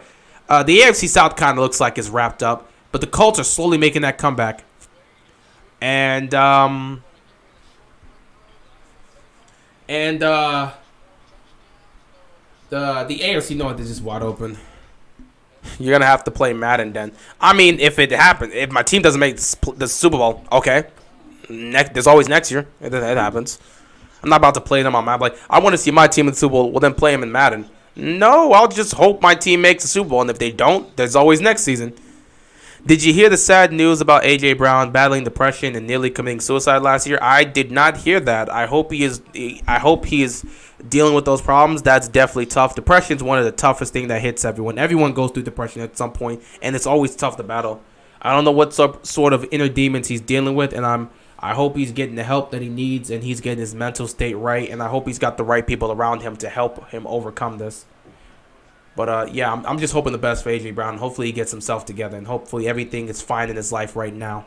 Honestly, I was shocked when the Seahawks did get shut out. Yeah, I didn't expect him to put up 0 points, but Russell Wilson's coming back, and he just did. He clearly looked like he's been away from football for the last several weeks because he did not play well at all. Just straight up looked like he was not ready to play football today. Prayers to A.J. Brown. Yep, definitely. 2nd down and 1 here. Kansas City's just ready to put this away. Quick throw right off the bat. Picking up the first down. Oh, look at this. Pringle just making moves. Just picking up the first down. I don't want to wait multiple months for a new season. That's too long. This offseason was so long. Well, you're going to have to wait multiple months. I mean, that's just how it is. They do deserve an offseason. You can't play physical football for 4 months and then just not be, well, not even 4, well, some people it's 4 months because it's from September all the way to December. For others, it's 5 months. For 2 teams, it's 5 months and some change because you get into February. You can't play this sport for 4 to 6 months. Well, not even 6 months. You can't play this sport for 4 to 5 months and not have rest. They need the long off season to recover from all the injuries that they're dealing with. Not to mention the people that deal with season-ending injuries, they got to come back. I wouldn't want a long off season, but we need a long off season because I want J.K. and Gus and Marcus Peters and all our guys to come back healthy. Next year, the AFC North will play the NFC South and the AFC East. Be nice to see how that goes. Just watch player highlights in games or watch the NBA. I already know what I'm going to do once we get into the offseason. I got plans to cope with myself, so stay tuned for that, and we'll see how that goes. But just know, offseason, we doing some other things here. 1st and 10. They're going to run this ball up the gut. They're just killing clock at this point. They're killing clock at this point because they've pretty much got the lead. Just run the football, kill the clock. Raiders can't do anything here. This is honestly a disappointing performance by them. So glad. I'm so glad. I saw Kansas City. I saw this matchup, and I'm like, Kansas City's going to win this game. Kansas City was going to win this game. It didn't matter that they were on the road. I looked at this and said, Kansas City was going to win this game. And I felt happy to pick it. Yeah, Raiders are about done. Too many drop passes and slippery defensive backhands. Yeah, they had plenty of opportunities to pick off Mahomes. Didn't capitalize on them. They had plenty of opportunity to make some big catches. Didn't do it. But what was worse is the big catch they got to Deshaun Jackson, and bam, he fumbled the ball. Warriors versus Jazz Western Conference Finals or Warriors versus Mavericks. I mean, I don't know about the Mavs. I don't need Mavs or Jags. I don't know. I like those two teams, but I'm not 100% sure they're ready. Like the Mavericks, are they ready? Are they ready? That's tough. That's tough. I don't know about the Jazz or the Mavericks. That would be nice. I think the Warriors will definitely be there. That would be nice, but I don't know if they're going to. It feels like the veteran teams probably could take over, but I wish the Mavs and the Jazz the best of luck. I would prefer either one of them over the Lakers. Hell, I'd settle for the Clippers without Kawhi before taking the Lakers. Oh, look at this. Travis Kelce's just pissing all over this defense. Like, what is this? That was a 5-yard throw, and he just took it all the way to... Oh, this is sad. This is sad. Mavs rely on Luka too much. Yes, they do. This was a quick throw to Travis Kelce. Make the tackle. Oh, my... Raiders, just... Done. You're done. You can't even make the tackle. 1 missed tackle. 2 missed tackles. Another guy missed them. Dodging another guy. 4 missed tackles, and the final guy gets them. Look at this disgraceful nonsense. They're at the 25-yard line. This game is over. Mahomes hands the ball over on 1st down, and they pick up a couple yards. This game is over. Oh my goodness, this game is over. It's done. Like I said, if Kansas City got the ball again, Mahomes was throwing 5 touchdowns. Mahomes is the AFC Player of the Week. Let me just announce this to you right now. Patrick Mahomes is the AFC Player of the Week. He's going to be the Air Raid Player of the Week. Whatever you want to throw, give him all the certificates, whatever you want to throw at you. Well, not even certificates, but all the virtual accomplishments. Just know the Player of the Week of Week 10 is Patrick Mahomes. Best performance out of any other quarterback this week. Mahomes. Look at this. Is he wide? Oh, my goodness. Pringle open touchdown. 5 touchdown passes for Mahomes tonight. Chiefs getting back into form. And with this, they're taking over. They're claiming the AFC West back. Because, the Chargers, they kept screwing up, and now they've lost it. Raiders, they just gave it up here tonight. Chiefs are looking dangerous again, and they're back in rare form, and they're back in first place in their division. The Chiefs are looking different than they had the whole season. The difference is the Raiders are giving up points and yards. They're looking sad. The Raiders defense looking like the Raiders on. The Raiders defense looks like the Ravens on Thursday, pretty much. How did last year the Raiders gave the Chiefs their first loss of the season, but this year they can't do it? So how did they beat the Chiefs last year, but they didn't do it this year? Different team last year than this year. Again, with both teams, but Raiders are not the team they were last year. I mean, they looked improved this year, but again, weren't they 6-2 or 6-3 last year and then just failed to make the playoffs? This team is always around there, so there's nothing different here. But the Raiders just do this, man. It is what it is. Not to mention, they're going through a lot of crap this year, so we already know. But still, even with them going through all that stuff, I still think the Chiefs would have beaten them. The Raiders handed them the game, but at least they get another crack at them in Week 14. I still believe the Chiefs would have won the game even without the distractions, but I didn't think it'd be a blowout. I did not expect 5 touchdown passes from Mahomes. If they had the guys they had before and all the situations that didn't happen, they'd still lose this game, but it wouldn't be a blowout. At least that's how I feel. Chiefs are just riding. They're just going through it, man. They're just going through it. Raiders didn't hand them the game. The Chiefs dominated. Oh, no, they didn't. Raiders didn't hand them the game. Chiefs just took the game. Next week, the Titans host the Texans while the Colts visit the Bills. Can the Colts cut the lead? Colts visit the Bills. That's a hell of a matchup. I don't know if they can beat. But you know what? That'll be a good test for Buffalo. I'll give the Colts a shot in that one. I think they have a great shot to beat. Oh, not a great shot. They got a good shot to beat the Bills, but I don't know. It seems like Buffalo's gonna win that one. It's in Buffalo. Yeah, the Bills are gonna take that. I'll think about it throughout the week. I'll sit on it this week and come up with it. But yeah, Mahomes 5 touchdown passes tonight, looking like the Patrick Mahomes we all expected to see coming into this year. This is the Mahomes we saw that helped this team go to 2 Super Bowls. Look at this, man. He threw the ball 50 times today. 35 of 50 passing. 406 passing yards, 5 touchdowns, no picks. That's the Patrick Mahomes you expect to see. What was your favorite game from Baltimore in 2019? I don't know, the Patriots game, I guess. Yeah, probably the Patriots game because that was the beginning of everything. Seahawks, Marshawn, or Vikings, AP. I mean, I love Beast Mode, so I'd probably take Beast Mode. But AP was AP, so I really don't know. I love Beast Mode, so my biasness would pick him. But I mean, if you're giving me MVP Adrian Peterson, then by all means, yeah. I get a live stream the Patriots versus Falcons Thursday game. I do not know. I might because I would love to. I don't know. I would love to get a good look at this Patriots team, so I probably will. But it depends on if I'm busy or not Thursday. Because if I'm doing something on Thursday, I cannot live stream. But if I'm not, I'll give it a consideration. I probably will live stream. All depends on how my schedule works this week.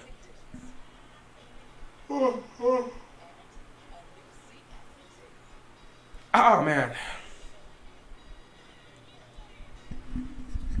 Raiders are done. They're done. The way the Chiefs are playing, I could see them beating anybody. Listen, yeah, the AFC is wide open, so they could take on anybody. We could have beat the Ravens in 2019 if Juju didn't fumble. Yeah, well, there's a lot of ifs and coulds in football. We could have beat the Titans if we would have shown up and played. I mean, there's a lot of ifs in the NFL. That's just how sports are. The fact of the matter is, if it's not going to change the outcome. The outcome was Juju fumbled. Y'all could have won the division in 2018 if Juju didn't fumble against the Saints. But it happened. You can't change the past. I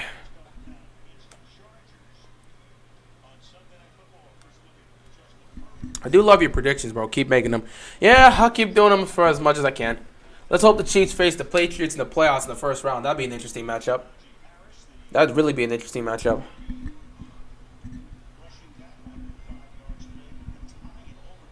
That game was disgusting. Najee actually had 100 rushing yards. He played well. I think Mahomes' night should be done. 5 touchdown passes. Yeah, 5 touchdown passes and dominating the Raiders. Your night should be over. Meanwhile, Derek Carr is going to be trounced out there to play this disappointing mess because why not? Raiders are just playing bad. Their last shot, wow. The last time they won the AFC West was in 2002. The Chargers have won the AFC West 5 times since 2003. Broncos have won it 6 times since 2003. And the Chiefs have won it 7 times since 2003. Wow, the Raiders have not won the AFC West since 2002? That's disgusting. That's disgusting. Up 33 points. Yeah, Raiders are done. I mean, this is just, it's bad.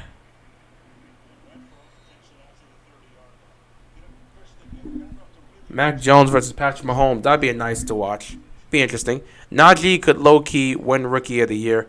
He could, but he's not taking over Mac Jones. With the way Mac Jones is playing, he's winning Rookie of the Year. Not to mention they love to give it to quarterbacks. Yeah, they're up. Yeah, they're up 27 points. It's over. They have no shot. It's a what is it, a 4-possession game? You got no shot to win. Kelsey, you should be done for the night. Tyreek Hill should be done for the night. Most of the starters should be done for the night, especially on that defense. Don't risk any injuries. There's 7 minutes left in the game. At this point, yeah, Carr's just running. Can J.K. win Comeback Player of the Year? He'll have an opportunity, so sure. All right. What a disappointing game for the Las Vegas Raiders. This is a game where everything was in a season where everything has gone wrong for them. They could have really used this. Which team scares you? Should the Baltimore Ravens make the postseason? Which team scares you? I mean, every team in the AFC. Like I said, I believe my team's going to make the postseason, but they have been the definition of inconsistent. So every team in the AFC scares me. If they make the playoffs, anyone they go up against, I would be afraid of because I don't know what Ravens team I'm getting coming into that week. Now, if the Ravens can show consistency by the end of the season, we might have a different conversation about that. But because the Ravens are so inconsistent that I don't know what Ravens team I'm getting coming into the game, I feel like any team in the AFC would scare me. So that's just how I feel about it.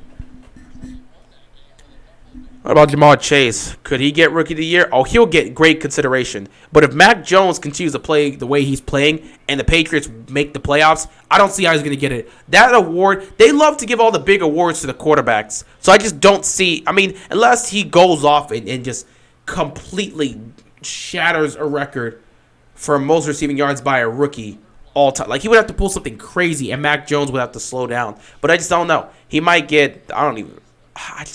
I don't know. It'll be tough. Is this loss more on the Raiders' offense or defense? I mean, both. The offense didn't do anything. They dropped a lot of passes, and then Deshaun Jackson fumbled. Defense just gave up big plays all day. So this was a mix of two things. Like, both guys did not show up and do anything. That was just how it was. So, I mean, I look at it and I'm just like, yeah, it's a situation where both the offense and the defense didn't show up, so it is what it is. But, yeah, that's just how it is. About under 6 minutes left to go. Obviously, this game is over. Don't be shocked if the Rams lose to the Niners tomorrow. I wouldn't be shocked. It's a divisional game. At this point, you just got Derek Carr here, and he's just, he's just dumping it off. He's just checking the ball down, gets it to Waller, picks up 9 yards, second down here. I may watch the 1982 Tron movie for the first time ever. Hey, give it a shot. Give it a shot. 2nd down and 1 here for the Raiders. Good hand up. Another 1st down picked up. I didn't think the Ravens' defense would be this bad. Hope it becomes more consistent later on. We'll see. So upcoming, they got Dallas, then their bye week, then Denver, Las Vegas again, and then the Chargers. Meanwhile, the Raiders have Cincinnati, Dallas, Washington, Kansas City again, and then Cleveland. So both of them have some injury. They both got to face off against Dallas soon. So Dallas will take on back-to-back AFC West opponents. We'll see how that works out for them. 1st down and 10. They're going to throw it to Jacobs, and Jacobs picks up the 1st down. Nothing really going on here. They're just running. I'm just letting the clock run down here. We're at 4:40 left to go in the game. I just hope they continue to give up 1st downs, which is all these big yards, so this game can end. Finally get our mojo back. Well, hopefully it'll stay. 500 yards of total offense for you guys tonight. We'll see. You're finally getting 1st place back. We'll see if this can continue.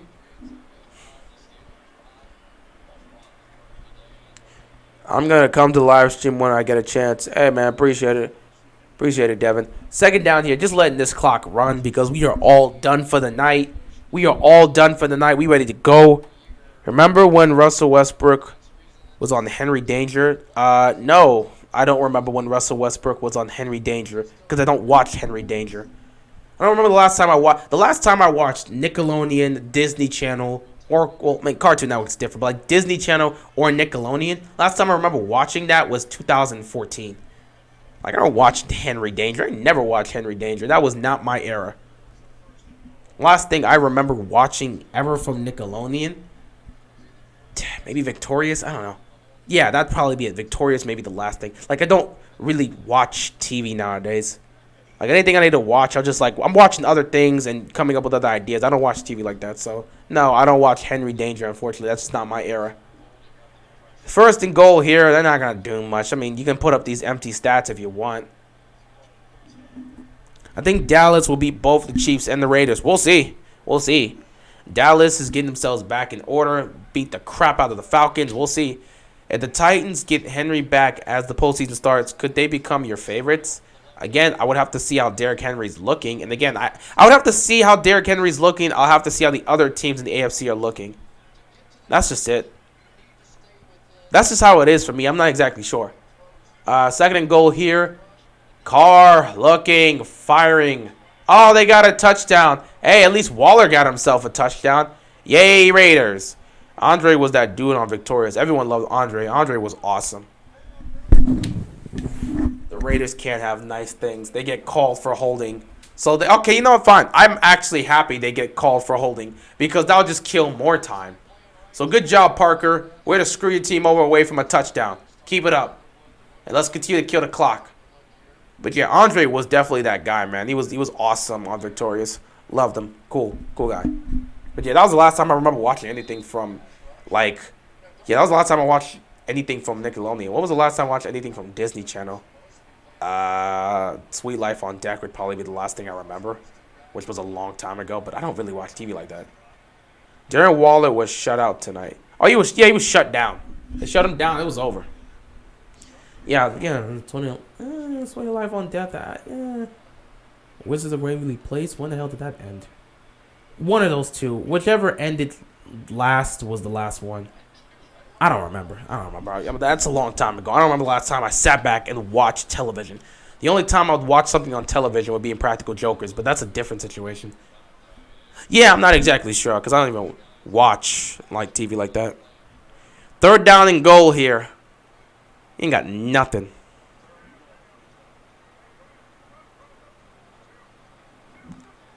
Carr is going to take the snap. Obviously, he's aiming for the end zone.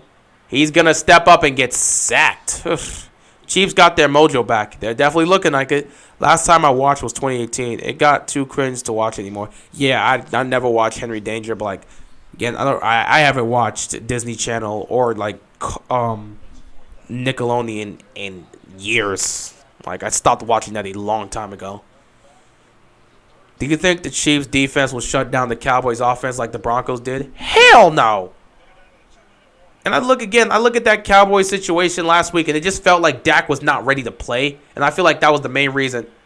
Carr almost gets picked, but hey, he gets a flag. He gets a flag. He gets a flag. So he gets an opportunity to potentially get in the red zone. Oh, no, red zone. Get in the end zone.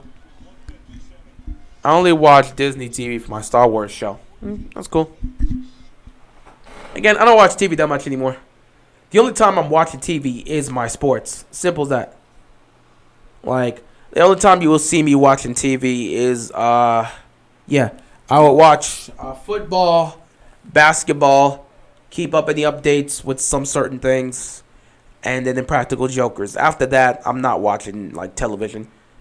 I'd be going on these. Either I'll be on some streaming service or I'll be on YouTube watching something. I really don't remember the last time I'll just be reading something. I don't remember the last time I sat back and... I really don't remember the last time I sat back, went upstairs, looked at the TV, and tuned into, like, an episode that's going on Cartoon Network or Disney Channel or something like that. Harden low-key needs to go back to the Rockets. No, he does not. If he goes back to the Rockets, he's not winning anything. He's with the Nets because he wants to win a championship. Him going back to the Rockets will not help him win. These hiccups. Going back to the Rockets would not help him win a championship. Can the Ravens defense get better if they stop with the miscommunication and missed tackles? I would assume if you fix the issues that are the issues, you will get better as a defense. So, yeah. What do you think of the Lions and Steelers game? It was the greatest game. That was it. That's just how they expressed that. It was the greatest game. Are there any other sports besides football, basketball you watch? Besides football, I watch hockey. I watch some baseball. I watch soccer. I don't watch that much hockey. But yeah. I miss watching Batman Brave and the Bold. I used to watch that. Every time I come home from school, I'd be watching Batman Brave and the Bold. Not my favorite Batman cartoon, but it's still a good one. So it wasn't my favorite. Batman Brave and the Bold was cool, but it wasn't my favorite Batman cartoon. But it was nice, though. I liked it. But, yeah, it was the greatest game. Simple as that. The Lions-Steelers game was the greatest game. That's all you got to say to describe it. But yeah, man, I remember those days of just coming home. Do you watch Power from Star? No, I do not. No, I do not. La Brea. Oh, damn, I even stopped watching Survivor. You remember when Odell dropped 222 on y'all? Yeah, I remember. I mean, that was 2016. I remember because I went to school the next day pissed off, and everyone was like, what's going on? Why are you so mad? Why am I so mad? I'll show you why I'm so mad. I'd pull out my phone. I would show them, and they would look exactly what happened. And they'd be like, how the hell did your team suck so bad to let that happen? And that was just how my day at school was that Monday. 4th and goal here. Derek Carr is just doing whatever he can. I mean, that's just nothing there. Please let the suffering Enso Raider fans can go home. My dad made me watch Looney Tunes with him, mainly Wild and Coyote. Yeah, I mean, I love Looney Tunes. Love Looney Tunes. It was awesome watching Looney Tunes growing up. There was plenty of cartoons. I wasn't really that much into the whole goofy stuff growing up. I like Looney Tunes was such a goofy show, and I enjoyed it, but I was more into the serious and dark tones. That's why growing up, Batman the Animated Series was my favorite cartoon. And it still remains to be my favorite cartoon to this day. It is the greatest cartoon of all time to me. Did we get good games almost every Sunday?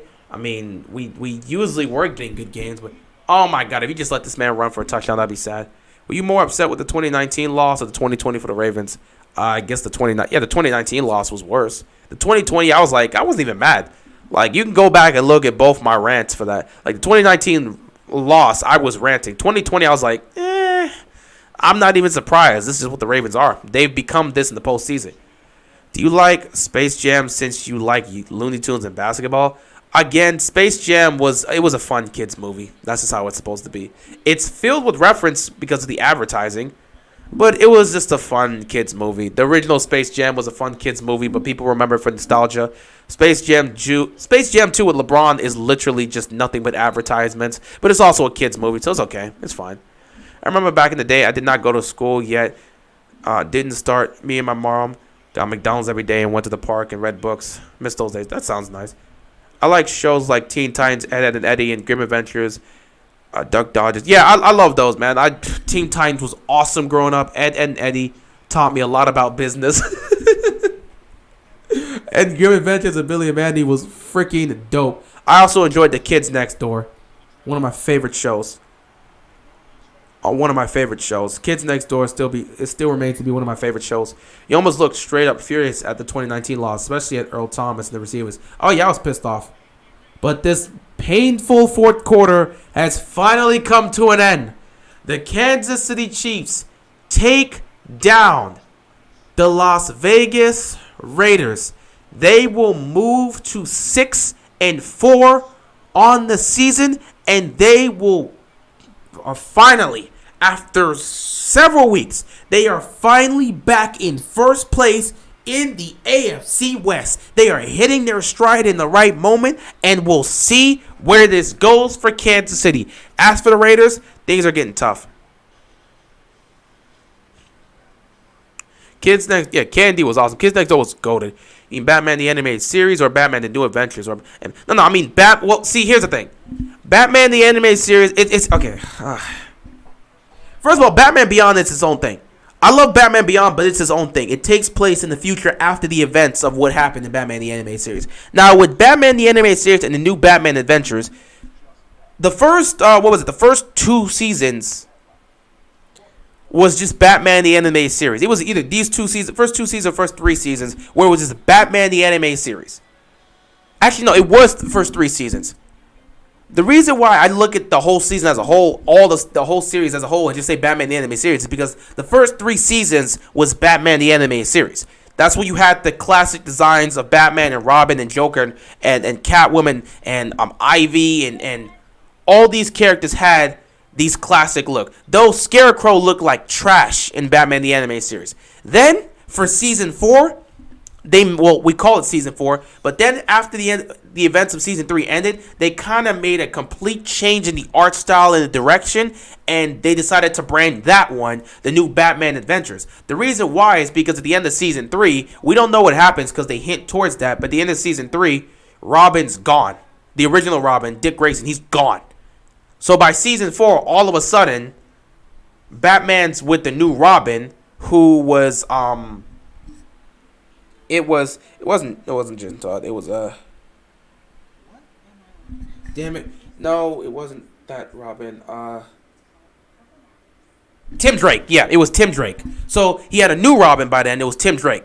So that's when they branded it the New Batman Adventures. So I count those 2 as the same because they're the same flow of the story. Not to mention the New Batman Adventures was just 1 season. So I count it all as one. But it is what it is, you know. I mean, if you want to separate Batman the Animated Series from the New Batman Adventures, that's fine.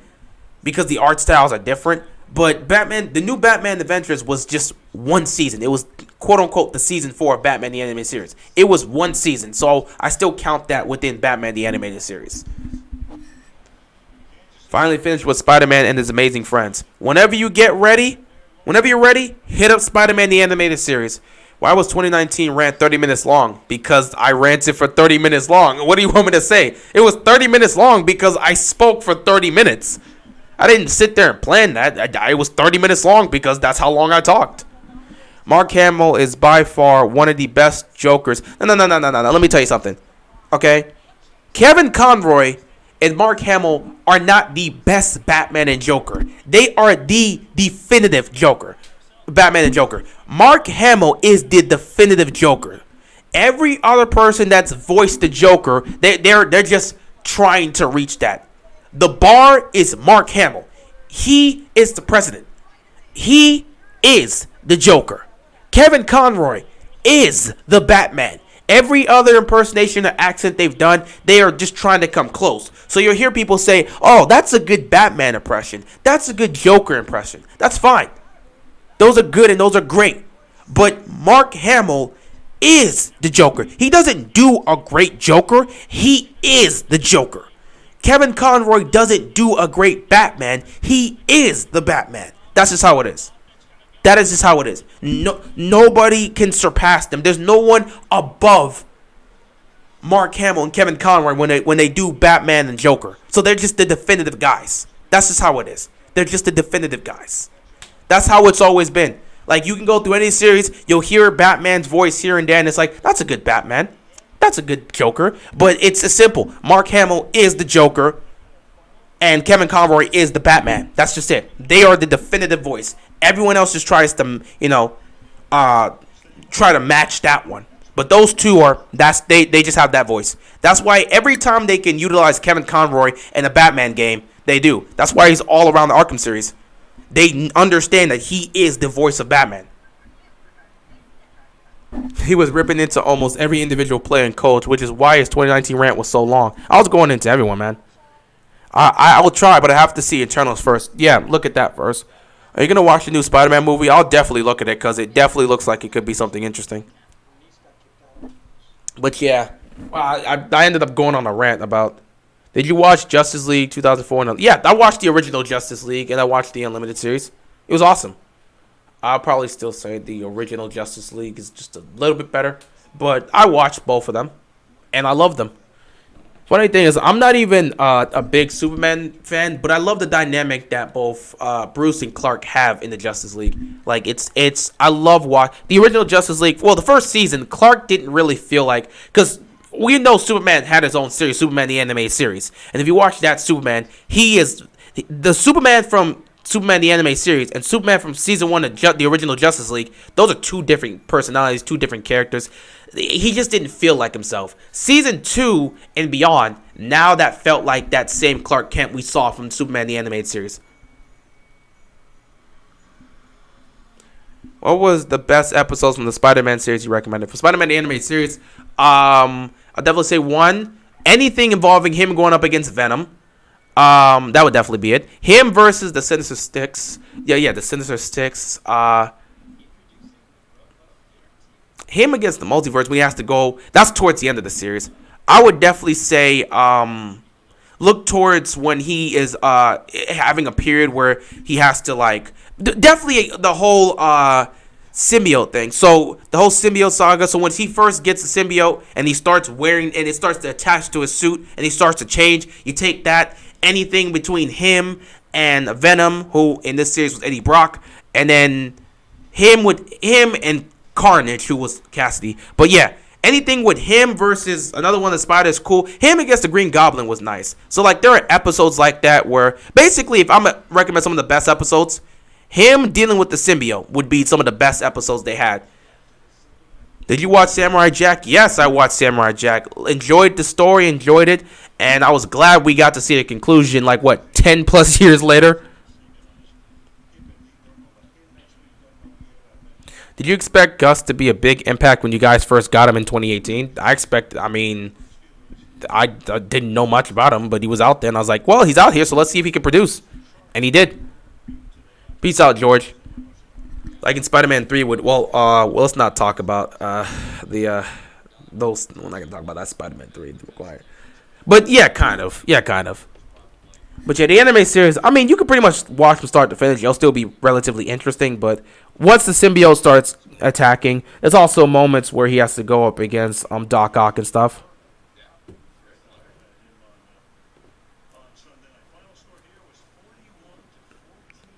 The anime series name? What anime? If you're talking about what I'm talking about, I'm talking about if you're asking what I'm talking about here for the series I was talking about Spider-Man the Animated Series. This was a great live stream, bro. I'm gonna head out. Good night. Peace out, Devin. Black Cat or MJ? You expect me to go against Black Cat? It's Black Cat. I was never an MJ fan. I was never really crazy about Mary Jane being a love interest for Peter Parker. I preferred Gwen over MJ. I'm being dead serious. I preferred Gwen over MJ. I felt like that was a better fit. Now, in the animated series, no. In Spectacular Spider-Man, Gwen was clearly the option, and Peter was stupid for that. But in Spider-Man the Animated Series, nah. But yeah, I was all about Black Cat, so yeah. Black Cat was awesome, so yes. Yeah, that's just it. I was never a fan of MJ, so I would never take MJ over Black Cat. Come on, man. I'm not going against Felicia. Let's not play with me. I'm not going against Felicia. Do you think Toby and Andrew will appear in Spider-Man No Way Home? Maybe. They're not on the show. Maybe. I don't know. When you have a son, you should buy every DC and Marvel series. I don't know if I'll do that. I mean, I'll probably just do that for myself before I even have children, but it is what it is. Anyway, I appreciate you guys here. I don't know how this turned into a whole DC Marvel thing, but I guess when the team's getting blown out, we gotta start talking about other things. But I do appreciate you guys stopping by. I'm probably gonna head on out too. Tom Hollard or Andrew Garfield. And Hollard. But I'm going to head out, and I will see you guys later. I appreciate you guys stopping by. It may be a fun side video project. I could definitely sit back and talk about DC and Marvel all day. But I appreciate you guys stopping by. I mean, they could have got Doc Ock from Spider-Man 2. They could have. But I appreciate you guys stopping by. Thanks for watching. I will see you guys later. That being said, peace out.